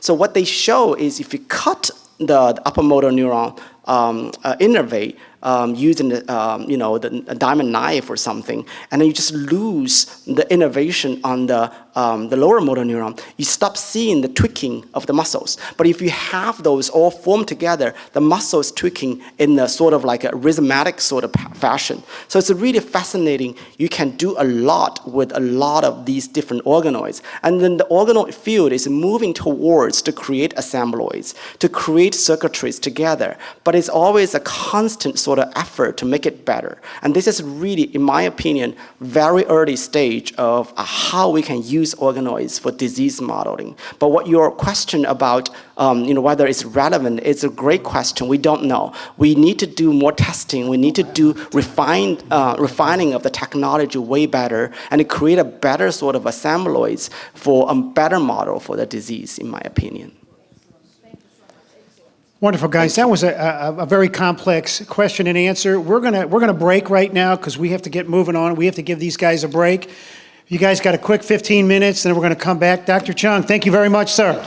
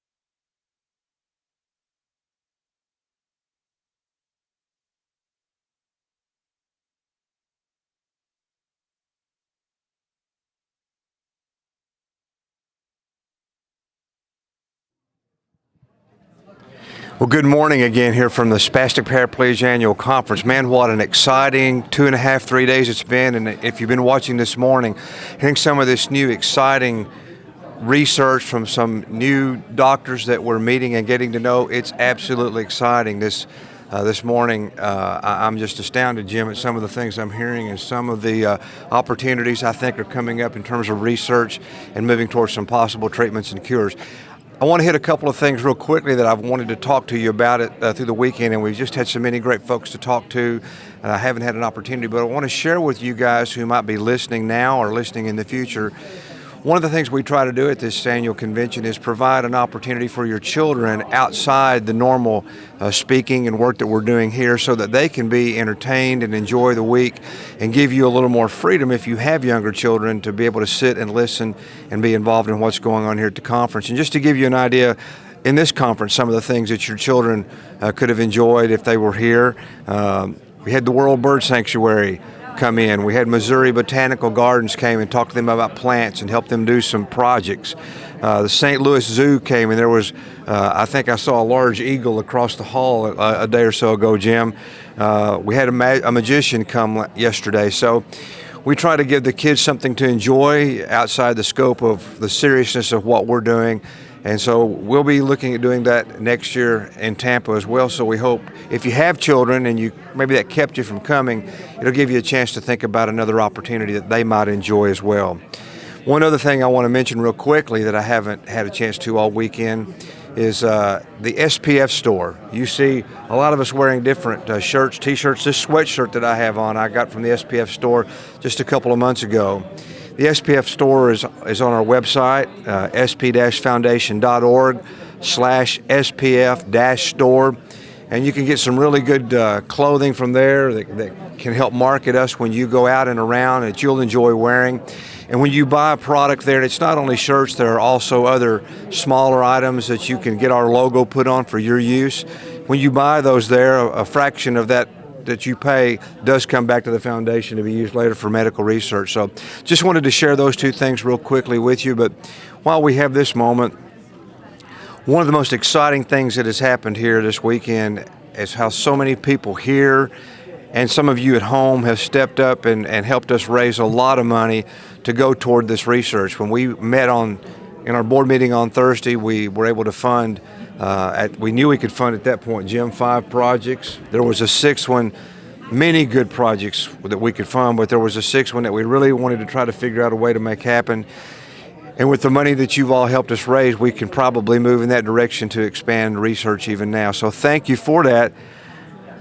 But Jim Sheehan, our fundraising chairman, has done a great job in encouraging people this week. Jim, give us, and I'm not going to say a final total because it may go up before we leave again, but where are we now and how's that going? Yes, right now, we ended the night last night with raising about $75,000 in about 26-hour period from the night before to last night, which was amazing. And again, we've got an anonymous donor that's going to match that up to $70,000, so that's huge. And then last night, a large donation and several donations this morning. So we're almost at $87,000 that we've raised in just a day and a half, 2 days. So, and again, with the $70,000 matched on that, that'll be, $156,000 that we can put towards research. So just a fabulous effort. Thank you all for those that made this happen. It's just amazing. And to watch Dr. Osdin last night, she came in at the end. We were basically $15,000 short of reaching our $70,000 goal. And she stood because I'm giving $1,000. Who wants to do this? And she was almost like an auctioneer, trying to motivate the other folks to contribute. And it happened so quickly I couldn't keep up with the names. But within 5-10 minutes, we had raised more than we needed to reach our goal. So it was just really, really cool. Really exciting. And 2 other quick points I want to make about that, Jim. What's amounted to now over $150,000, $160,000 raised in the last 24 hours or so. You hear those big numbers, and sometimes we think, well, if I can't give a large chunk of money, it doesn't matter. But this whole process started on Friday afternoon with a young man who is here telling mom and dad we need to donate, and that first donation was, I think, about $95. So anything that's donated goes toward this research, goes toward this process, and it may encourage others to give and give more. So no donation is too small. We appreciate any donation that comes. In a second, really quick story. Last night as we worked here toward the end, auctioning some of those items off, a young man in the very back of the room bid $1,000 on the Cardinal package. We turned around and it wasn't anybody we recognized immediately. We come to find out he's here in the hotel, completely different, with a different group, but came down the hall, saw our signs, met one of our two of our people, walked in and listened to what was going on, and this man who didn't know us spent $1,000 to buy that Cardinal package. And he said, I've seen what's going on. You guys go get a cure. I just want to be part of this. And then he turned around and donated that back so another couple could buy it. So you never know when somebody may be listening and be supportive and sympathetic to our cause. So never discount anything. Jim, as we go home from here, we continue our fundraising, and there are a number of things coming up, and I know we don't have much time, but if you would just hit 3 or 4 of those so that folks are reminded of the easy ways to do that. Okay, great. Yeah, we're halfway through the year, and we're almost 1/3 of reaching our goal of $1.5 million by January 15th. But coming up next month, we're going to try a new opportunity. It's called the Double Good Popcorn, and it's basically selling bags of popcorn.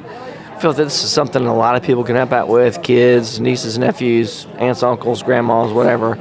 We'll share more information with you, but basically what you do is you would go to their website, you would add your picture and a brief story, and then share that with your family and friends, and then they would have 4 days, only 4 days. It's supposedly a proven method, but they would have 4 days to log on and order popcorn, and then the company would then take over and ship the popcorn straight to the person who bought it. So there'll be no work from you as a participant other than setting up your page and promoting. So we're gonna give that a try and see what happens. We have the peer-to-peer page open now for the 5K that's really focused in August, which is part of HSP and PLS Awareness Week. But the page is open now, the fundraising page is open now, and it goes through the end of October. So if you like to run, walk, roll is what it's called, but you can do anything you want. You can do physical therapy, you can swim, you can play tennis, you can use a medical device to help you walk or roll, whether you do a mile or 3 miles, doesn't really matter. It's just an opportunity for you to be physically active and to raise money. So if you have questions about that, let us know. We have T-shirts in hand, so if you participate, as soon as you raise at least $100 more, we'll mail you a shirt similar to this logo here, but it's a gray shirt this year, so keep that in mind. And then we have our year-end campaign coming up, Giving Tuesday coming up, and also, hopefully, if all comes together, next month our annual report will be mailed out and emailed out to you guys, so you'll be able to see the update on research and what we're doing so far and how our total money was last year. We raised $1.232 million last year. That was I think a 5% increase from the previous year. So we've got back-to-back best ever raising money with the foundation. So thank you so much for those of you who are contributing financially. And again, we're not done. Anything you can do to help us reach that $1.5 million would be fantastic. As soon as Norm and I get home, Jim, one of the first things we'll start working on is the annual report, which will go out, we hope, in July or August to let you know what happened in 2022 and how we are working toward raising money again this year. And the second thing we'll be working on is an annual golf fundraiser that we do. Projects like that are not difficult to do. If you're out there and you're a part of a golfing family or a golfing group, we'd love to share our model with you to think about maybe doing in your area. So a lot of different ways that make a large difference, and we appreciate anything that you might do to help us in that regard. We've got one more great session. Dr. Fink is always one of the big ticket items. A lot of folks want to visit with him and see him, and in just a few minutes we're going to get into the time where he's taking questions and answers and talking with us as a group. As soon as that is over, I'll be back to share just a couple of final notes with you. We want to thank you for joining in this inaugural virtual event, and we look forward to doing this again next year, and we hope Jim will get a little better each year that we try that. But we've got a great crew that helps us. Jeff and Rick have been so good in coaching us and getting us along the way. So we'll be back at the end of Dr. Fink's presentation for a final goodbye. Thanks for joining us.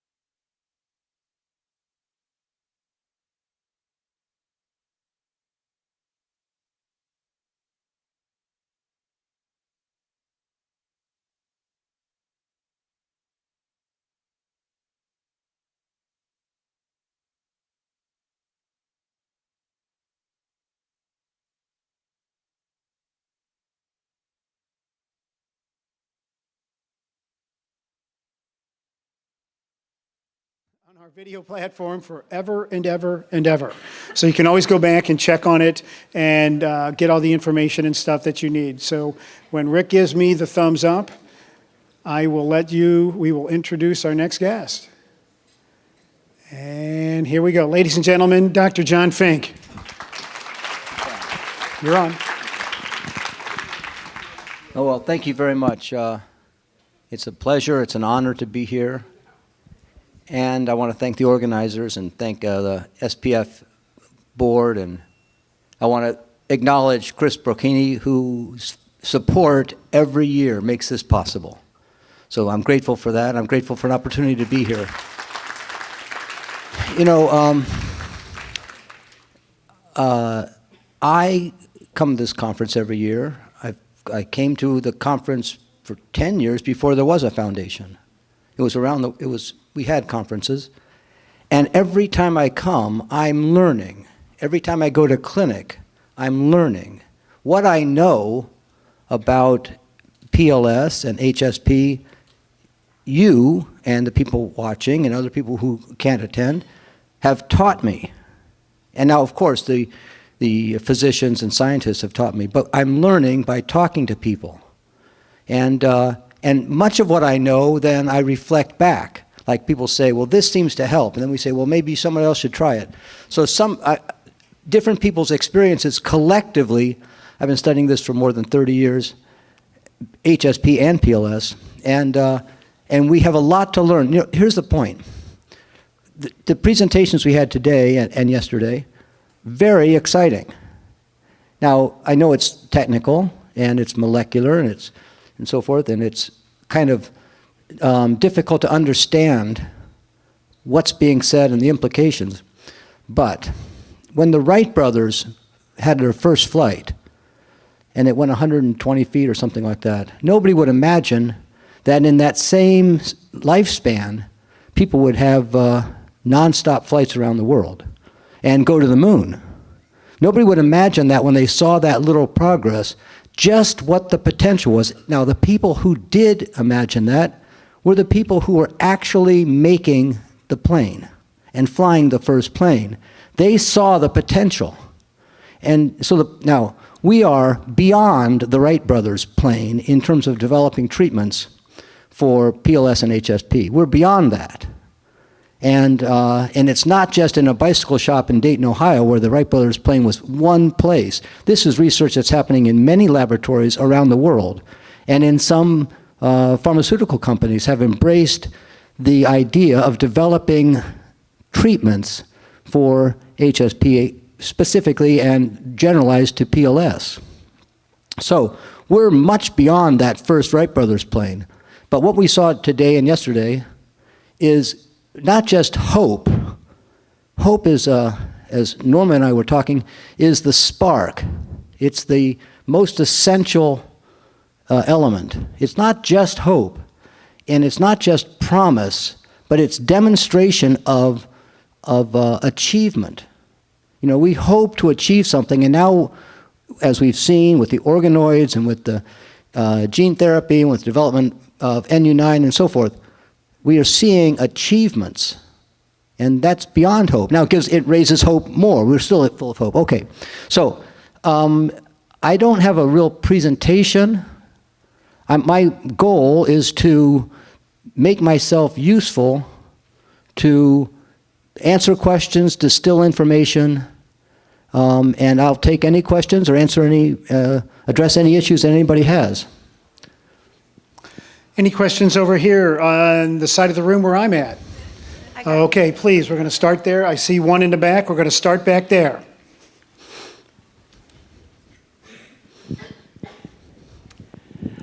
Thank you. As a psychiatrist, I'm very interested in why we don't have a forum or a couple of presentations centered around mental health treatment, because stress can exacerbate these symptoms, and these symptoms, of course, add more stress. And so can this be included in future conferences? Absolutely. That's really important. I mean, just as you said, stress exacerbates symptoms. lack of sleep exacerbates symptoms. There's the emotional, psychological aspects of dealing with HSP and PLS are pervasive. And really, and so yes, the short answer, should we have a forum and should we focus our attention on that? Absolutely should. Thank you. And one more question. Where do you think all of this, the hypothetical academics, is leading as far as neurotransmitter agonism and antagonism to help with the people in this room? Well, specifically about neurotransmitter agonism, antagonism, that area has the greatest short-term potential of reducing symptoms. And I think that there's a lot to be learned about modulating the neurochemistry in the spinal cord, modulating the neurochemistry to reduce hyperactivity of the motor neurons. And so I think the neurochemical approach has is inadequately developed and needs more attention. The other areas, the cell-based, the stem cell-based, the gene therapy, those are focusing mainly on the degenerative process. And these are not either-or options. We need to focus on the underlying nerve degeneration in some cases, or the problem in nerve development. In other cases, nerve development means that the cells are not degenerating, but they were just not formed correctly or not formed in the right number. Neurodegeneration means that they were formed and are now undergoing atrophy or degenerative changes. Focusing on treating the underlying problem, nerve development, nerve degeneration, needs to happen in concert with treating the symptoms. And so the neurochemical approach, I think, and I'll give you an example. And I have to be careful because this is a long-winded answer to a short question. And but, you know, Parkinson's disease has been revolutionized since the 70s with the introduction of L-DOPA.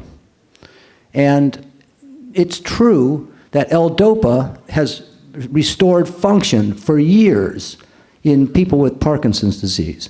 But L-DOPA, so it's been life-changing. L-DOPA, neurotransmitter modulation, has been life-changing for people with Parkinson's. But L-DOPA does not change the underlying disease process. Okay, so it does not stop Parkinson's, but it treats the symptoms. And similarly, there are many other examples. You know, insulin does not stop the diabetes, but it's life-saving. And so we would like to develop now, today, those kinds of interventions to treat the symptoms while we're developing other treatments to treat the underlying mechanisms. These need to be done in concert. Wonderful. We have a question in the back right, Dr. Fink. Hi, Dr. Fink, and thank you for showing up every year. Okay, sure. Good to John see you. Swain. Gentlemen. We just heard about skin samples, and I was just curious your thoughts on that. Should we all be donating, and what's the process? And yeah, do we all have to go to wherever this place is for the skin samples? Or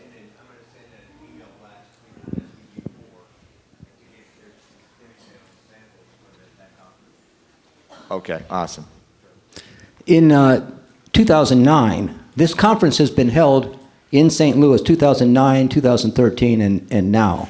And in 2009, I came with with a research nurse, and we did many skin biopsies to create iPS-derived stem cells. And so this process is available everywhere. Now, a skin biopsy needs to be coordinated. It can be done locally and then mailed. So, but I'm not going to answer specifically if you should. I wouldn't say the word should. This is if you want to participate in a research study then that would be between you and the investigator would decide how many samples are needed, and so on and so forth, and exactly which types. And so if it's a study that they're recruiting samples for, fabulous. They would definitely welcome participation, but I can't speak for them and how many samples they need and so on. But I think samples can be mailed. We can mail samples. And great answer, Dr. Fink. We have a question here in your front left. Thank you. Dr. Fink, I am in the unidentified group of people with HSP, and as you talked about, there are 40% of the patients have that. Is anybody looking at differences between the various genotypes and those that are unidentified from a biochemical perspective?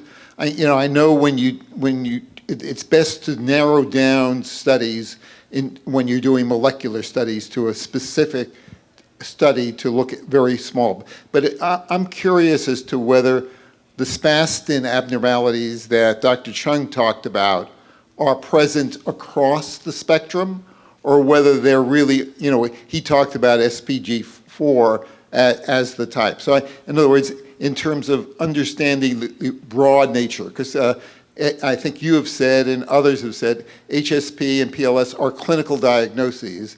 They're not they're not molecular. It's not like diabetes where Banting and Best demonstrated that it was insulin. But so is anybody sort of looking at overall in terms of the biochemistry of the disease? Okay, so there's a couple, I could give you a couple answers. One, just to reflect what you said, many people, I don't know how many people here, but in general, 40% of people who are diagnosed with HSP have no identified gene mutation, and 94% of people diagnosed with PLS have no identified gene mutation. So now, to compare the symptoms of those who have identified gene mutations in, let's say, type 7 or type 4 or type 15, type 11, whatever, with those who don't have identified mutation, yes, people do that. And we can do that more. And now with the development of centers that are going to standardize the evaluations, there can be more of that, comparing symptoms of people with known types to symptoms without known types, to people with, the symptoms of people without known types. And we have to understand that we don't think that all of the 30 or 40%, whatever the number is, who don't have an identified gene mutation is just one type. We believe that there are many types in that group. And with what Dr. Zuckner was mentioning the other day, with different genetic techniques, we hope to find mutations in that group. Okay, but that's not the question. Your question is, can we what can we do to understand the biochemical, molecular pathophysiology of people who don't have a gene mutation? Is there anything we can do? Well, the answer is yes, because just as we were talking about skin biopsies and making into stem cells, it's possible to take a skin biopsy from somebody with no identified gene mutation and make it into, grow the skin, convert it into a stem cell, transform that stem cell into an upper motor neuron, and then study that cell and compare it to people with known types. So the answer is, it can be studied. It doesn't, it can be studied and compared. So for example, this business about spastin and microtubules, or in other models, mitochondria, or and there are other abnormalities I won't go into, but samples could be compared to those abnormalities and see which class, which molecular abnormality, or if there was a molecular abnormality, compared to any of these other types. So yes, it's possible. Okay, Dr. Fink, I think we saw a hand in the front. Actually, we're going to do one in the back first. We'll get to you. We know we got one in the back. Thank you. Dr. Fink, back here. Okay. I know the lights are bright I can't up see there. anything. As you know, my son rapidly progressed during his early teenage years. And yesterday a question came up about the endocrine system. And it made me ponder, why is it in the childhood onset that we see such such change during puberty, but you're saying that perhaps the endocrine system is not engaged in this process. Well, I would put it like this. So that is not unusual for some people have symptoms at birth, some people have symptoms onset in childhood, some people have symptoms onset in adolescence, so some people have symptoms in adulthood after 30 or 40 years. So when I say it's not unusual, well, there are many people who have symptom onset in adolescence. Now, but it's not everybody has symptom onset in adolescence. So I can't say, so the people that have symptom onset in adulthood, well, they did not have symptom onset in puberty. And some people are actually one person I remember famously was a collegiate football player and highly athletic. And after he stopped, he left the sports area, he then, in his 30s, developed symptoms of HSP and was shown to have a de novo SPG4 mutation. And he had absolutely no problems with his athletic ability. So my point is, not everybody has puberty onset symptoms. Now the question is, when I say that, I want to be very careful. I'm not saying endocrine system has no effect. That would be to say we've studied the endocrine system and it has been shown to not have an effect. I'd say it like this. It's not known to have an effect. That's a nuance. I don't know how the endocrine system has an effect or if it has an effect. So I can't say that there's zero effect. That would mean we've studied it and there's no effect. This is a kind of a semantic issue, but I'm trying to leave the door open that it could have an effect. And I want to be open-minded if someone says, I was taking this hormone and my symptoms got a lot better. I want to be open-minded to recognize, or they say, I was started on this hormone and my symptoms got a lot worse. I want to recognize that. So I can't definitively say that none of the endocrine system, the thyroid, the adrenal system, the testosterone, estrogen, progesterone, all those, and other hormones, that they've been shown to have zero effect. I can't say that. We don't know. We have to be open-minded and explore it. Okay, in the front row. Thanks. What are your thoughts on medical marijuana? I've seen down at the University of Iowa with Dr. Kamholtz and brought that up to him, and he's like, he's all for it, and he's retired now, and I just haven't been, just kind of faded away on the potential, I guess, possibility of that. Well, Dr. Kamholtz is a leader, thought leader, outstanding physician. I really respect his opinion. Medical marijuana has been shown to reduce spasticity. And so it would be considered another approach to reduce spasticity. I have not, so it's not a political or cultural concept to me. It's a medical concept. Does it help? Is there data that supports it? Are there side effects? So does it show safety in terms of side effects for short-term, long-term use? And there's different types of, cannabidiol and THC. There's different preparations that have different effects, some with more psychoactive effects, some with more muscle-relaxing effects. So it's not a cultural or political issue. It's whether it has medical effects, and it's been shown to have medical effects. And I work with physicians in London, Ontario, at the University of University of London. Anyways, they have a great physical medicine program, and it's part of how they use it's not all of what they use. They use Botox and baclofen pumps and medical marijuana in selected individuals. But I have not been using it because for 26 years I've been at the VA in Ann Arbor until very recently. And VA physicians at the Veterans Administration are prohibited from prescribing medical marijuana. So I have not had direct experience with it personally because I couldn't use it even when I'm at the university and it's a university patient, because I'm a federally employed physician and it's against the federal law. I've not been able to use it. But now, recently, I'm no longer at the VA, and so I can prescribe it, and I would consider prescribing it for individuals. Now, okay, there are some people I would not prescribe it for. One is children. Two are people that have, I would want to explore other options first to reduce spasticity. Why?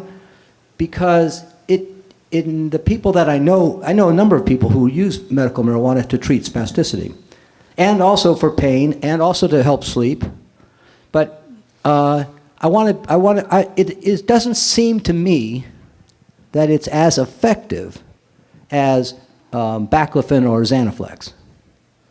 And so if I have a lot of spasticity, from my experience, and as I say, I haven't been prescribing it, it doesn't seem to be as potent an anti-spasticity agent.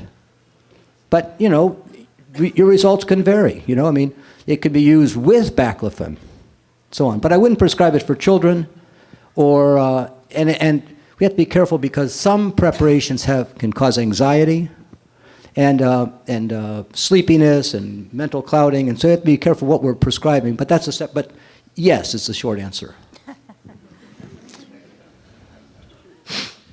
Hey, Dr. Fink. Thanks for taking my question. This is related to PLS and I guess HSP to some degree. Neither disease has any drug to treat the underlying causes or anything specific for it. A lot of us do symptomatic management to treat the spasticity.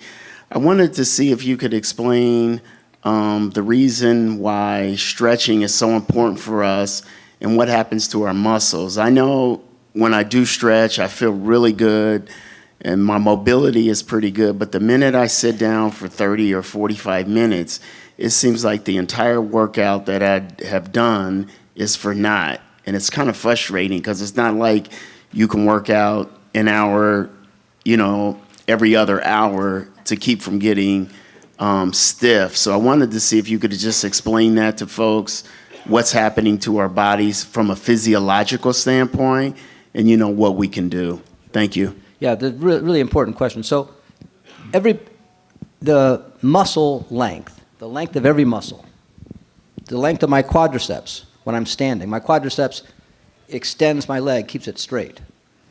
Okay? Now my quadriceps is contracting and my leg is straight. Now my quadriceps is relaxing, my hamstrings are contracting. So the length of the muscle, whether it's contracted and short or not contracted and longer, that length changes constantly, adapts to everything you're doing. So when you sit and you're leaning and your leg is crossed and you're leaning over here, all of the muscles of your body are changing the lengths of their muscles right now while you're sitting to adapt themselves to your posture. So muscles change within, I don't know, the process probably starts within 5 minutes, but it certainly within 10 or 15 or 20 minutes, muscles adapt to the posture that you put them in, and the length of the muscle changes.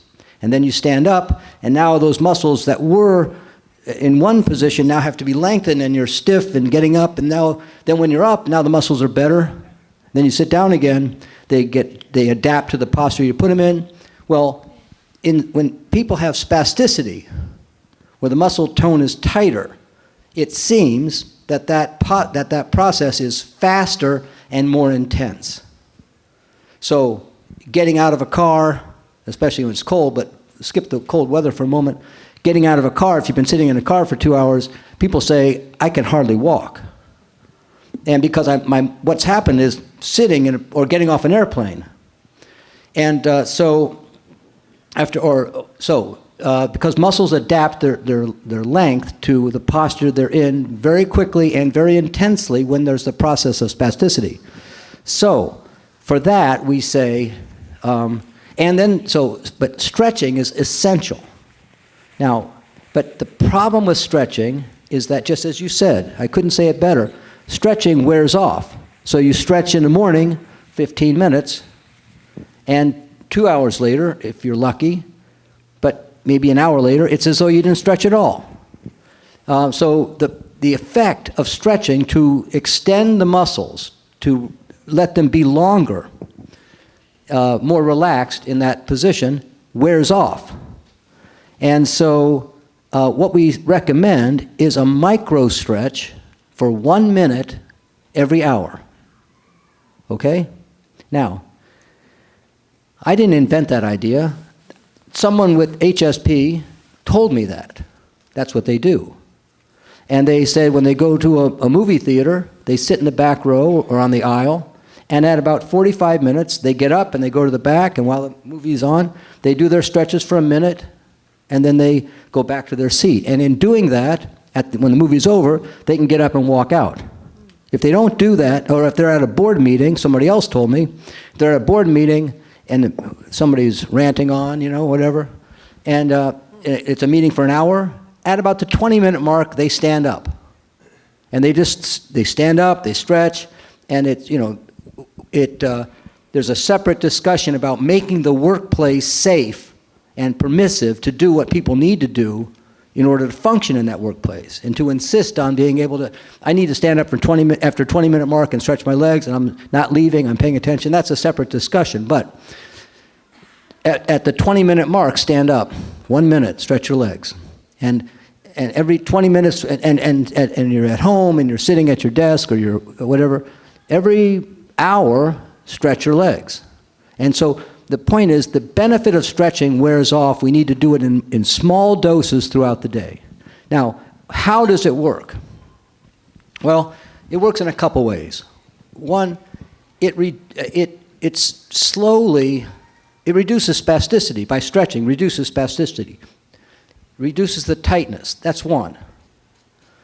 Two, if you stretch like yoga, which is a more prolonged stretching, over years, the tendons can actually get longer. Now, I don't know, and the problem is that with untreated spasticity, tendons will get shorter. That's the problem. We get contractures where the muscles are now, the tendon has gotten physically shorter. It's not that the muscles are tight, the tendons are shorter. That's a problem. So with long-term, over years of prolonged stretching, we know that tendons can get a little longer. Now, the hope would be that with micro stretches, there's some relief of spasticity, and with longer stretches, we might reduce the tendency for tendon shortening. That's number two. And number three is that the brain organization of muscle range of motion and the brain organization of movement really depends on many things, but one of the things it depends on is muscles actually going through their full range of motion to keep the brain control of the possibility of movement. If all you move is the muscles in a very short range, over time, the concept is that that's what the brain will now think is the possibility of muscle movement. And we want to make sure that we train our brains to facilitate the normal muscle movements. So like we'd say, well, this is a bigger discussion, but get into a swimming pool and walk. So we maintain the brain and spinal cord reflexes of walking. We want to keep that healthy and not let the brain think that this current style mechanics of walking, that's all that I'm going to be doing. We want the brain to periodically, as much as possible, go through the full normal range, normal mechanics as much as we can, so that the brain remembers, and these are kind of euphemistic words, but the brain is trained in that way. So stretching helps the brain know what the range of motion should be. Stretching helps potentially to lengthen the tendon, or maybe to slow down tendon shortening, and micro stretches throughout the day can provide some relief. Sure. Yes, ma'am. I'm calling on you. We got a question back here. Oh, question. Okay, sorry. I'll come back. All right, I have no control. Going back to the medical marijuana, this isn't a question, it's kind of a statement. I live in Colorado, so we could get marijuana, almost anywhere. But as a person with PLS, and if I take, a half a gummy or whatever, I feel even more heavy. And I don't know if that's because I'm weak. So, the stiffness is kind of gone, but because I'm weak, then I walk even worse. And so maybe that spasticity is because my brain knows that I'm not really in control or whatever, so it's worse for me. All right, well, I'm glad you brought that up. So, individual, one treatment does not work for everybody. Everything has to be individualized. And I'll just say this, so that's a very good point. We can't say, oh, it doesn't have any side effects and everybody gets better with it. No, it's not the case. We've heard now an example where it was not a good idea. I don't know, so anyways, that's a very important voice. I would say, and I don't know your experience exactly, but it's a generalization that if there is, the term hereditary, or let's say, there's the two terms, spastic, paraplegia. Spastic means tight, paraplegia means weakness in both legs. And that applies to most individuals with PLS and HSP, tightness and weakness in both legs. The weakness is a variable degree, the tightness is variable degree. Okay, now, in individuals that have marked tightness, individuals that have marked weakness, the legs are very weak, not just a little bit of weakness, but a lot of weakness. If we reduce the tightness, now the legs are unable to support them when standing. So the point is that there's a combination of tightness and weakness. They exist in different proportions for different people, and they affect different muscles in certain degrees. Some muscles can be very tight, other muscles can be very weak. And but if a person is very weak, and we say, well, there's tightness, let's just put in a baclofen pump. Bad idea for people who are very weak, because now the muscles may not be able to support them. So my point is, I don't know you as individually, and I'm just speaking in general, but if you have weakness and the medicine or some drug reduces the tightness, it may expose the weakness, and your legs are less functional to you. That's one concept. And there's a separate discussion that you didn't ask about, but and that is, I don't remember where it was, about 4 or 5 years ago at some conference with Dr. Gudesblatt. There was a Locomat testing, and everybody, it's about 3 or 4 years ago. It wasn't in New York, maybe, I'm not sure. Pittsburgh? Yeah, and many people with PLS and HSP walked on the Locomat. It's a mat, kind of like the catwalk, but there's no video underneath, but there's it measures, where your feet hit the floor. Are you hitting with your heel? Are you hitting with your toe? How far apart are your feet? We get a lot of information about that, and there were a lot of people at the conference who did that. And one of the things that we learned from that was that, excuse me, walking, certainly walking's affected. We knew, obviously, but particularly affected when people do dual task walking. Okay? Now, that means you're walking and talking to somebody. You're walking and on your cell phone. You're walking in window shopping. You're walking in the supermarket aisle and you're scanning and looking for something. When you're in a clinical setting, you're walking and asked to do a mathematic problem or memorize something. We call that a dual task walking. And gait parameters are particularly worsened. Not in everything I'm saying is not to a person. These are generalizations, and it may not be for some people not an issue. But in general, dual task walking performance was much impaired. I mean, walking performance was much impaired when people did a second task intellectually. And so, because it takes a lot of, you have to have attention to where you're going and your attention to the balance and things like that. I mean, there's other reasons. I don't want to give a mechanism for why it happens, but I would say I don't know if taking a medicine that might have some calming or maybe sedating property would affect walking in a way that's independent of its effect on muscle relaxation. We have to be very careful about this because baclofen, especially Xanaflex, particularly Xanaflex, is sedating.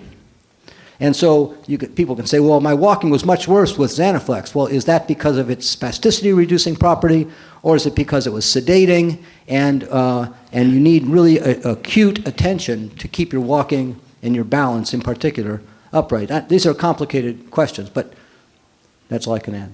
Okay, Dr. Fink, we've got a question way back here in the center.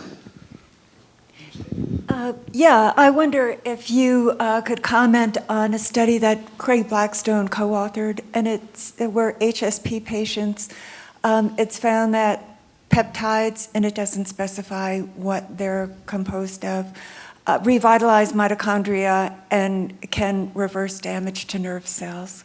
Well, I can't speak specifically, and I don't think Dr. Blackstone is here. I mean, you might reach out to Dr. Blackstone to get a more specific answer, but was that in SPG4? Or do you Yes. remember, was that SPG4? So, you know, this very important observation. Very important observation. You know, as was pointed out, spastic, and I'm not studying spastin in the lab myself, so I'm just telling you what I understand. But spastin has a lot of effects. We've just heard important results about how spastin interacts with microtubules and so forth and so on. That's a very important effect. Now, microtubules are important for many reasons, including the transport of mitochondria. Microtubules do other things, but including transport of mitochondria. That's not the only thing they transport.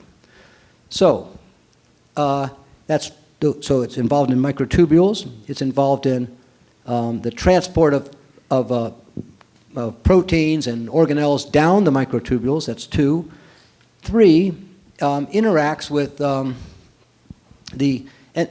with other HSP proteins to help the endoplasmic reticulum. That's a big word, but it's basically a channel system. The cell, the axon, is not just a blob of liquid or a blob of jelly. Through it, it's got channels. These are very thin canals or tubules that extend throughout the cell. It's called the endoplasmic reticulum. Reticulum means a net, and to develop. And he showed a slide about how the endoplasmic reticulum is very disorganized in the spinal cord of a model of HSP. So, spastin's involved in the endoplasmic reticulum, and that can lead to all kinds of problems in transporting proteins, for example. So, long answer, but giving peptides that help mitochondrial function has been shown to be, not just Dr. Blackstone, but other people have similarly shown this, helps in models of axon degeneration. And that is a very a very exciting advance that could be married with a gene therapy approach to deliver those peptides, or maybe could be developed into a chemical approach. Getting peptides into the brain has always been very difficult because of the blood-brain barrier, but there may be targets that could be identified that would allow a small molecule. Anyways, short answer is I'm aware of that study and treating mitochondria and reducing axon degeneration, and I think that's a really important strategy. Great. Question in the front row. Yes, ma'am. Hi. Basically, I've got a bit of a convoluted question. It's a bit of a circular thing as well. Fatigue. I'm sure everybody here suffers from severe fatigue, and it's that kind of chicken and egg thing, is that our condition creates a lot of fatigue, and then the fatigue exacerbates the condition, so that very simple tasks seem to become a logistical nightmare, and it's like a cascade effect. I talk to people and I say, I'm exhausted, and people without the conditions say, yeah, I get a bit tired, and it's not just being a bit tired. It's like this tsunami of exhaustion hits you, like you've run a marathon after just doing something like doing some cleaning. And I think for those of us that live alone, that is compounded because we have to do a lot of the things that people who have a caregiver can help with. I think, I've spoken to a lot of my doctors about this, and they go, oh gosh, yeah, the fatigue, you all mention this, but there's never anything other than the pace yourself. Is there anything therapeutic that we can use? I'm glad you brought this up. I'm glad you brought it up, because that is a super important topic, fatigue. I mean, we talk about walking, and that's like an obvious external manifestation and an internal experience. But we don't talk about fatigue, and it is almost to a person. Almost to a person. All right, so I don't think that was convoluted. I think it was very direct. But I'm going to give you a convoluted answer. Okay? But when a person says they're tired, well, there's tired, and then there's sick and tired. And you can be both. But when you're tired, we always try to dissect, because not all fatigue is the same. So this is an analysis. And these are not either or. You could have multiple factors. Is it the fatigue that makes you want to sleep? That is, when you mentioned tsunami, it suggested to me maybe you're hit with this overwhelming fatigue. I need to sleep now. Now, I don't know for you, but for example, is the fatigue that you describe fatigue, do you need to sleep? And then after you sleep, you feel restored. That's one. If that's the case, and the problem is that you're not getting enough sleep at night. And that's a really common problem in HSP and PLS. The fatigue in which you need to sleep. On the other hand, if a person goes to the gym and they work out and they do whatever they're doing and they're exerting their muscles and now they're tired, they need to sit down. They say, boy, I'm so tired, I did all this stuff. They need to sit down and stop exerting themselves, but they don't need to sleep. Their muscles are tired. Or it could be cardiovascular limitation. They reach their heart and lung capacity, which affects their muscle capacity, their exertional capacity. So they need to rest, but not sleep. It's rest it's absence of exertion that's restorative. Okay, and there are other. So if a person goes to the office, well, let's say that the person's a neurologist and they go to clinic all day and it's a high stress thing. And they're dealing with all kinds of politics. And they come home at the end of the day and say, "I am just exhausted." Well, now I'm just making a theoretical case here. So okay, that's not sleep deprivation. That kind of fatigue is not sleep deprivation, and it's not muscle exertion. It's a kind of an emotional stress, and that's really important. And we don't know the basis of that kind of stress, that kind of fatigue, but I think my personal speculation, this is speculation, is it has to do with what my concept is, adrenal fatigue. That you're under stress all day with, and stress, emotional stress, physical stress, pain. These raise stress hormones like cortisol, epinephrine, other hormones are in play. And the chronic effect of that, besides the fact it's bad for your heart and bad for your brain and all kinds of things like that, is that it makes a person exhausted. After experiencing this, what I would say adrenal stress, adrenal gland, meaning you're under physiologic stress, and the experience of it is fatigue. But when I use the word adrenal stress, I don't want to, there are other hormones besides the adrenal hormones that are involved in that. So I want to be careful about that. So I mentioned 3 types. 1, lack of sleep. 2, exertion. And buried in the exertion is cardiopulmonary limitation. 3, emotional stress, pain. And there are other types. And we decide, and the 4th one, I would say, is inflammation, chronic inflammation. So people that have multiple sclerosis, for example, and not just multiple sclerosis, often in various cancers and other conditions, they can describe this chronic fatigue syndrome that's debilitating, where they get up in the morning and they feel like if a person has the flu and just getting up and lifting their hand or walking across the room is just exhausting. That's not lack of sleep, that's not exertion, that's not pain. That has to do with, we think, with some kind of inflammation, and that affects the sense of vigor and so on. So I can think of 4 types of fatigue. Now, certainly, we need to analyze for you and for everybody, what is it that's going on that's making you so tired?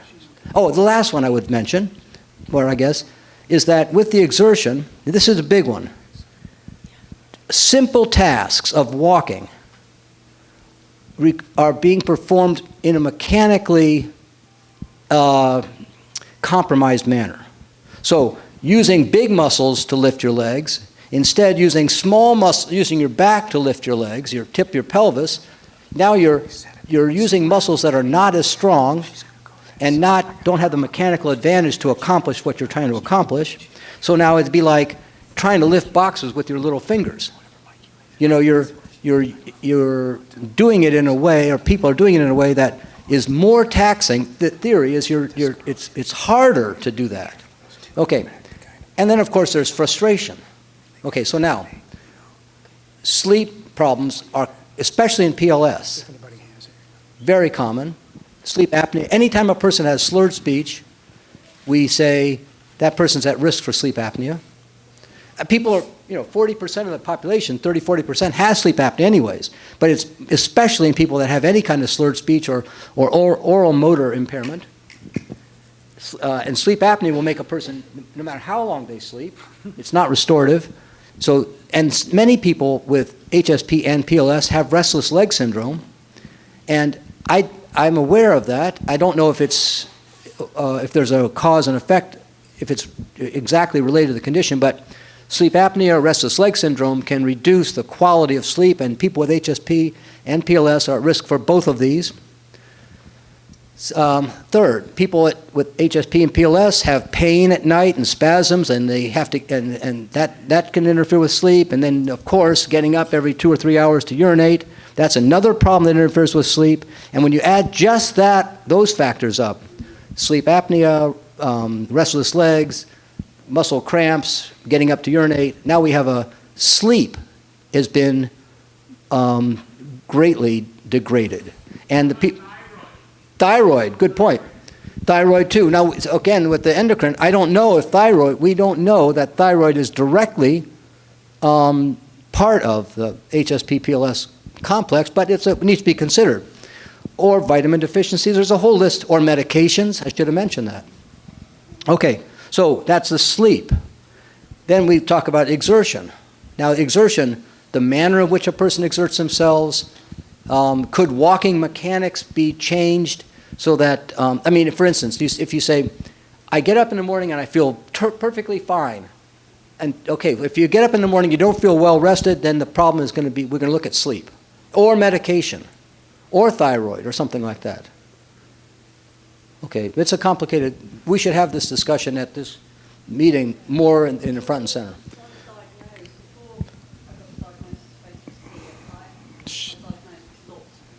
Right, right.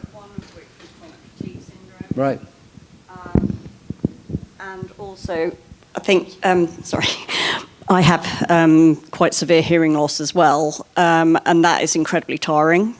So it's kind of like a combination of all the things. It certainly could be, or medication too. Yeah, and you mentioned chronic fatigue syndrome. That's a different condition. Yeah. But a person can have HSP and chronic fatigue syndrome. Exactly. You know. Yeah. So. Thank you. That's really helpful. Okay. Dr. Fink, we have another question back over here. Let me get this young lady.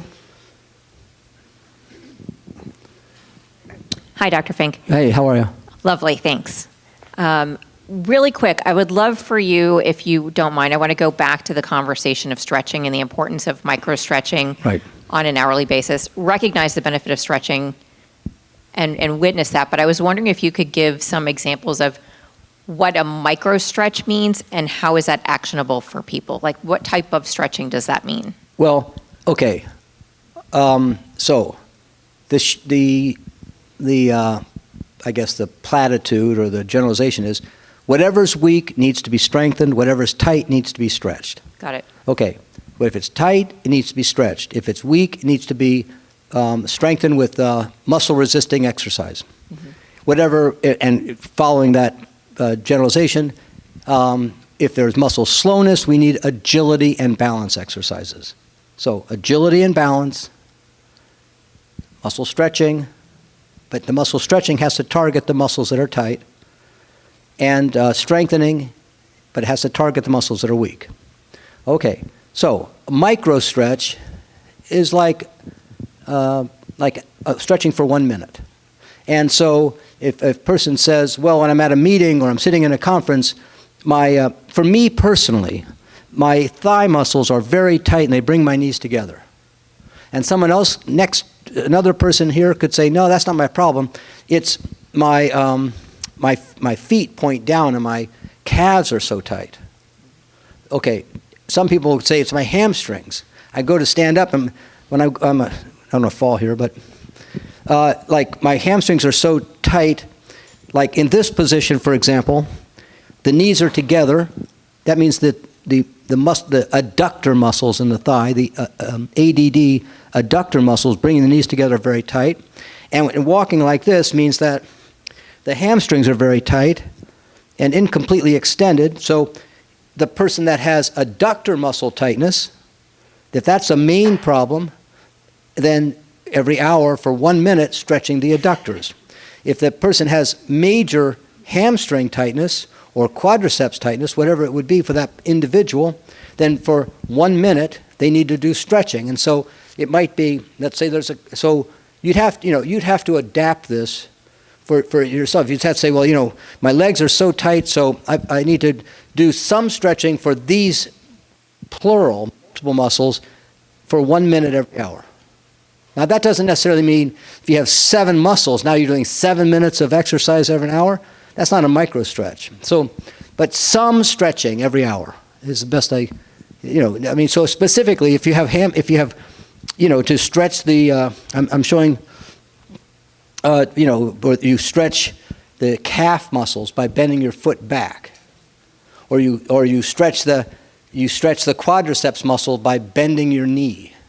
Whatever the muscles that you experience are tight, we want to, in particular, tightness. What we would say, 5 minutes in the morning, 5 minutes in the evening, 1 minute every hour. Does that help you? Great answer, Dr. And so I Fink. can't answer you for you, but just, find what's tight. So same with and you might say, it's really my right leg that's so tight, or it's really my right hamstring. If you find one that's your target issue, focus on that. All righty. Hey, Dr. Fink, first of all, it's just about 12 noon, and we have a question with Amber, with a guest on your far left.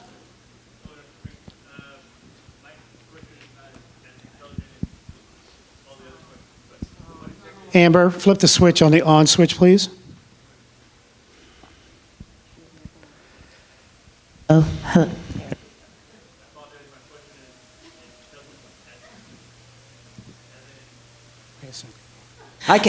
All right, right here, right here. In the Perfect. Don't touch the switch. Here it is. Hold it, Amber.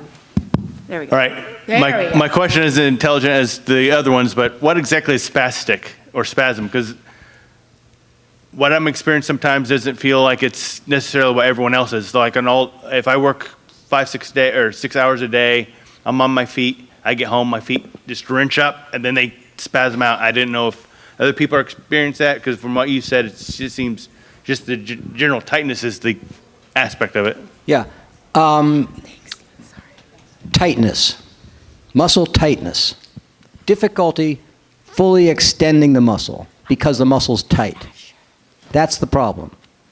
And neurologists use a couple of terms to describe that problem. One is spasticity, another is rigidity. And spasticity and rigidity are specific neurologic terms. And so the kind of tightness that's happening in PLS and HSP is not the rigidity type of tightness, it's the spasticity type of tightness. That's a neurologic term, and each of those terms tell the neurologist or the physical medicine doctor where in the nervous system the problem is. But from your standpoint, the word tightness is completely satisfactory. My muscles are tight. My feet are tight. That's what we're talking about. Is it common that people, like what I was saying for me, at the end of the day, my feet just wrench up, and then they kick out, and then they do that for about 15, 20 minutes, and then it eventually subside and go away, and then I'm good for the next day. But I didn't know if that's a common trait for a lot of other people, or It's hard to know exactly what you're experiencing, from this distance, but especially after exertion, the muscles can be particularly tight, and then they might, after a period of relaxation, after the exertion has subsided and they're now more relaxed, they may go back to their more baseline tightness. Okay, Dr. Fink, we got a question over here on your right side, right up in the front here. These are two little quick questions, I hope, but you had mentioned on the cannabinoids use or any like baclofen pump or anything where if you remove the spasticity, it reveals the weakness. And if you know that you're that type of person, can you build the muscle weakness up with exercise to counter, so you could go ahead knowing that the gummy bears would relax the spasticity while you're still working up those muscles? I speak for my 20-year-old who's been very curious about that. Muscle strengthening exercise, we hope that would help. That's our hope. The short answer is, I don't know that the muscle strengthening has been demonstrated, specifically to strengthen muscles in people that are weak. I can't tell you scientifically about that, but here's a concept: is that in most types of HS, in a spinal cord, if a person has a spinal cord transection, and they're now paralyzed, let's say below the waist, there is no nerve, depending if it's a complete transection, every single nerve has been cut. For example, well, we don't think that's what's happening in HSP and PLS. That is the degenerative process, if it's a degenerative process for some people, or if it's a developmental process in the way the nerves were formed, it affects a proportion of the nerves. It could be a large proportion, but usually not all the nerves, the motor nerves I'm talking about.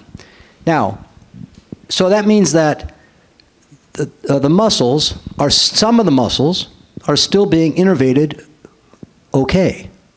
Now, but not sufficiently to carry the load that we want them to. And so the theory is that with muscle strengthening exercises, we're strengthening the muscles that remain innervated.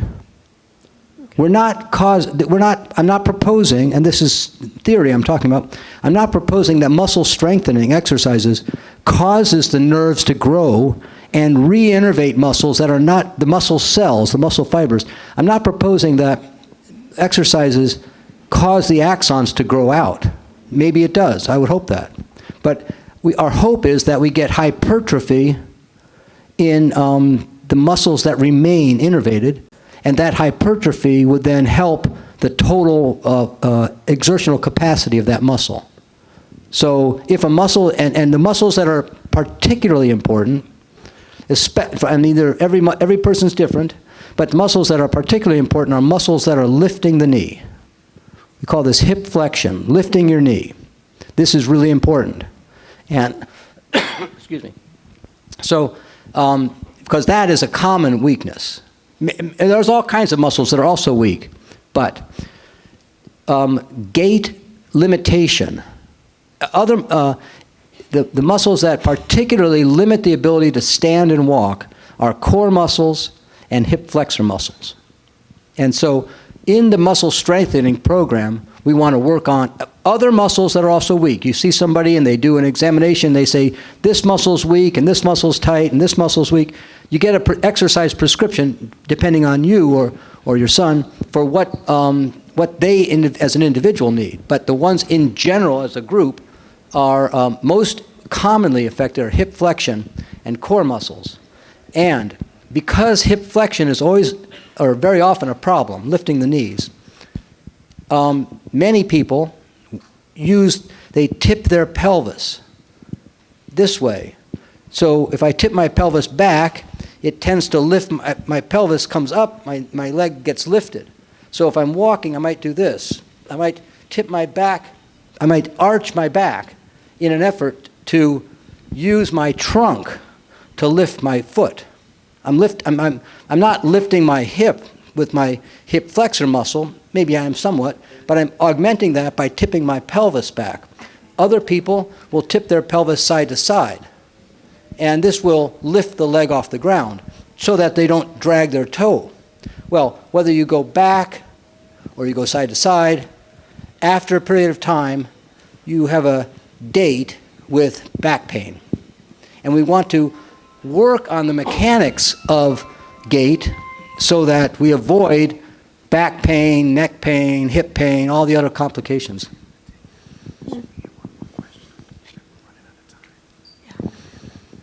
Dr. Fink, thank you very much. Amber's got one more, we got time for really one more question, depending on the length of your answer.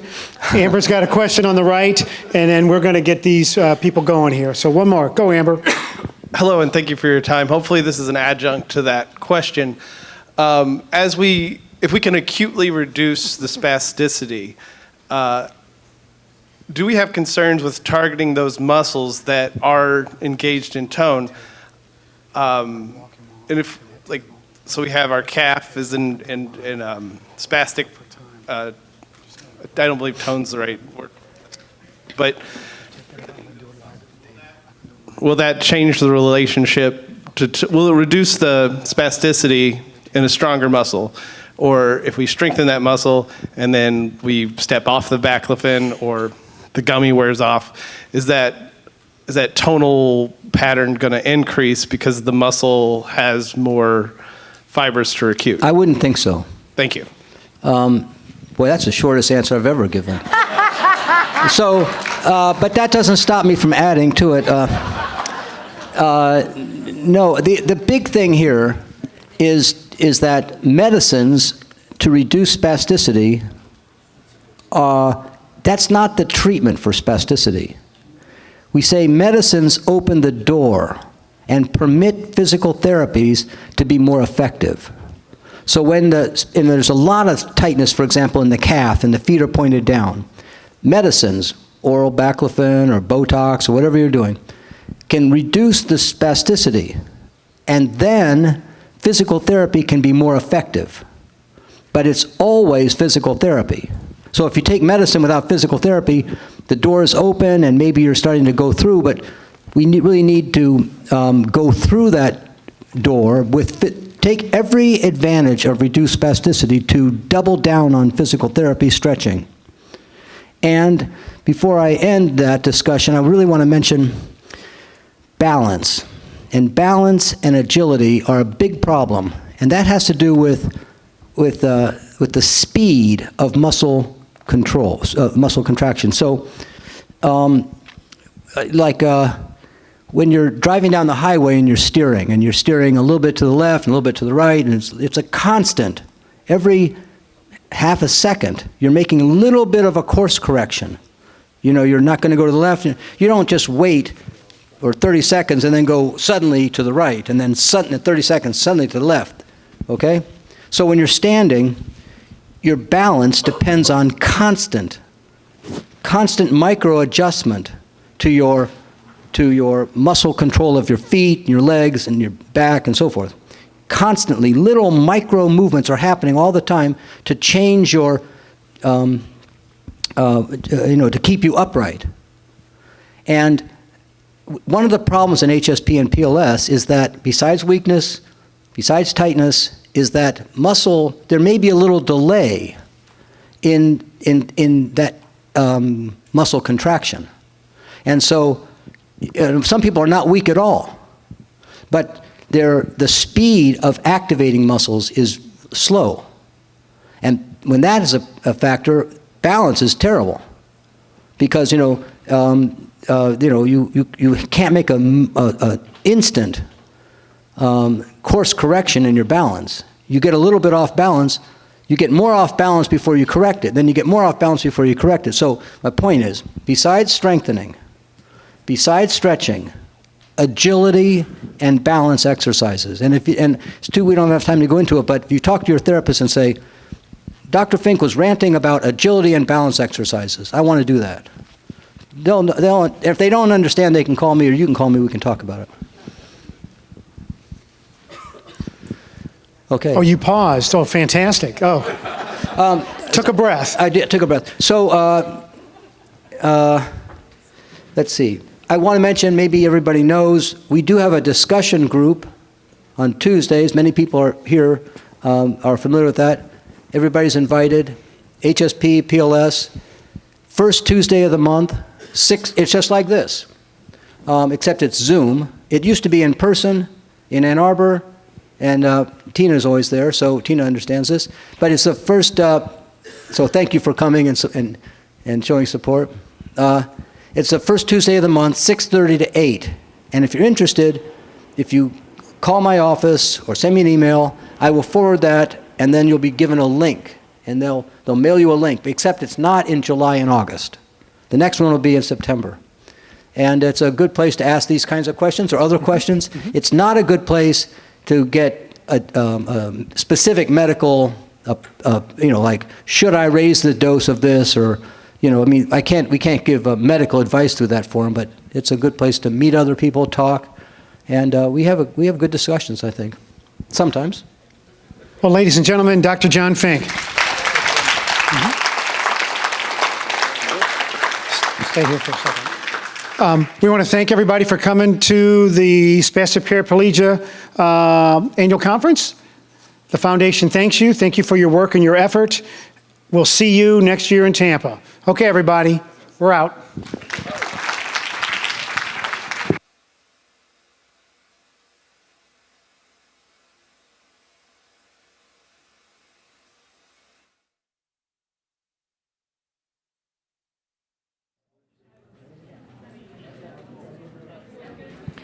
Well, ladies and gentlemen, that concludes this year's Spastic Paraplegia Foundation Annual Conference, and what a conference it has been.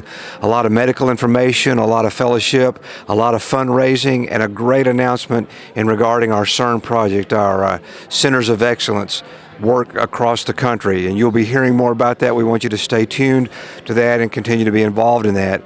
Another thing you heard over the weekend was a number of working areas, whether it be marketing, fundraising, state ambassador, education, advocacy. We have places that we need you to be involved and be active in the work of the foundation. And that's not just about money, it's about awareness and outreach and getting other people to work with us in this very important agenda.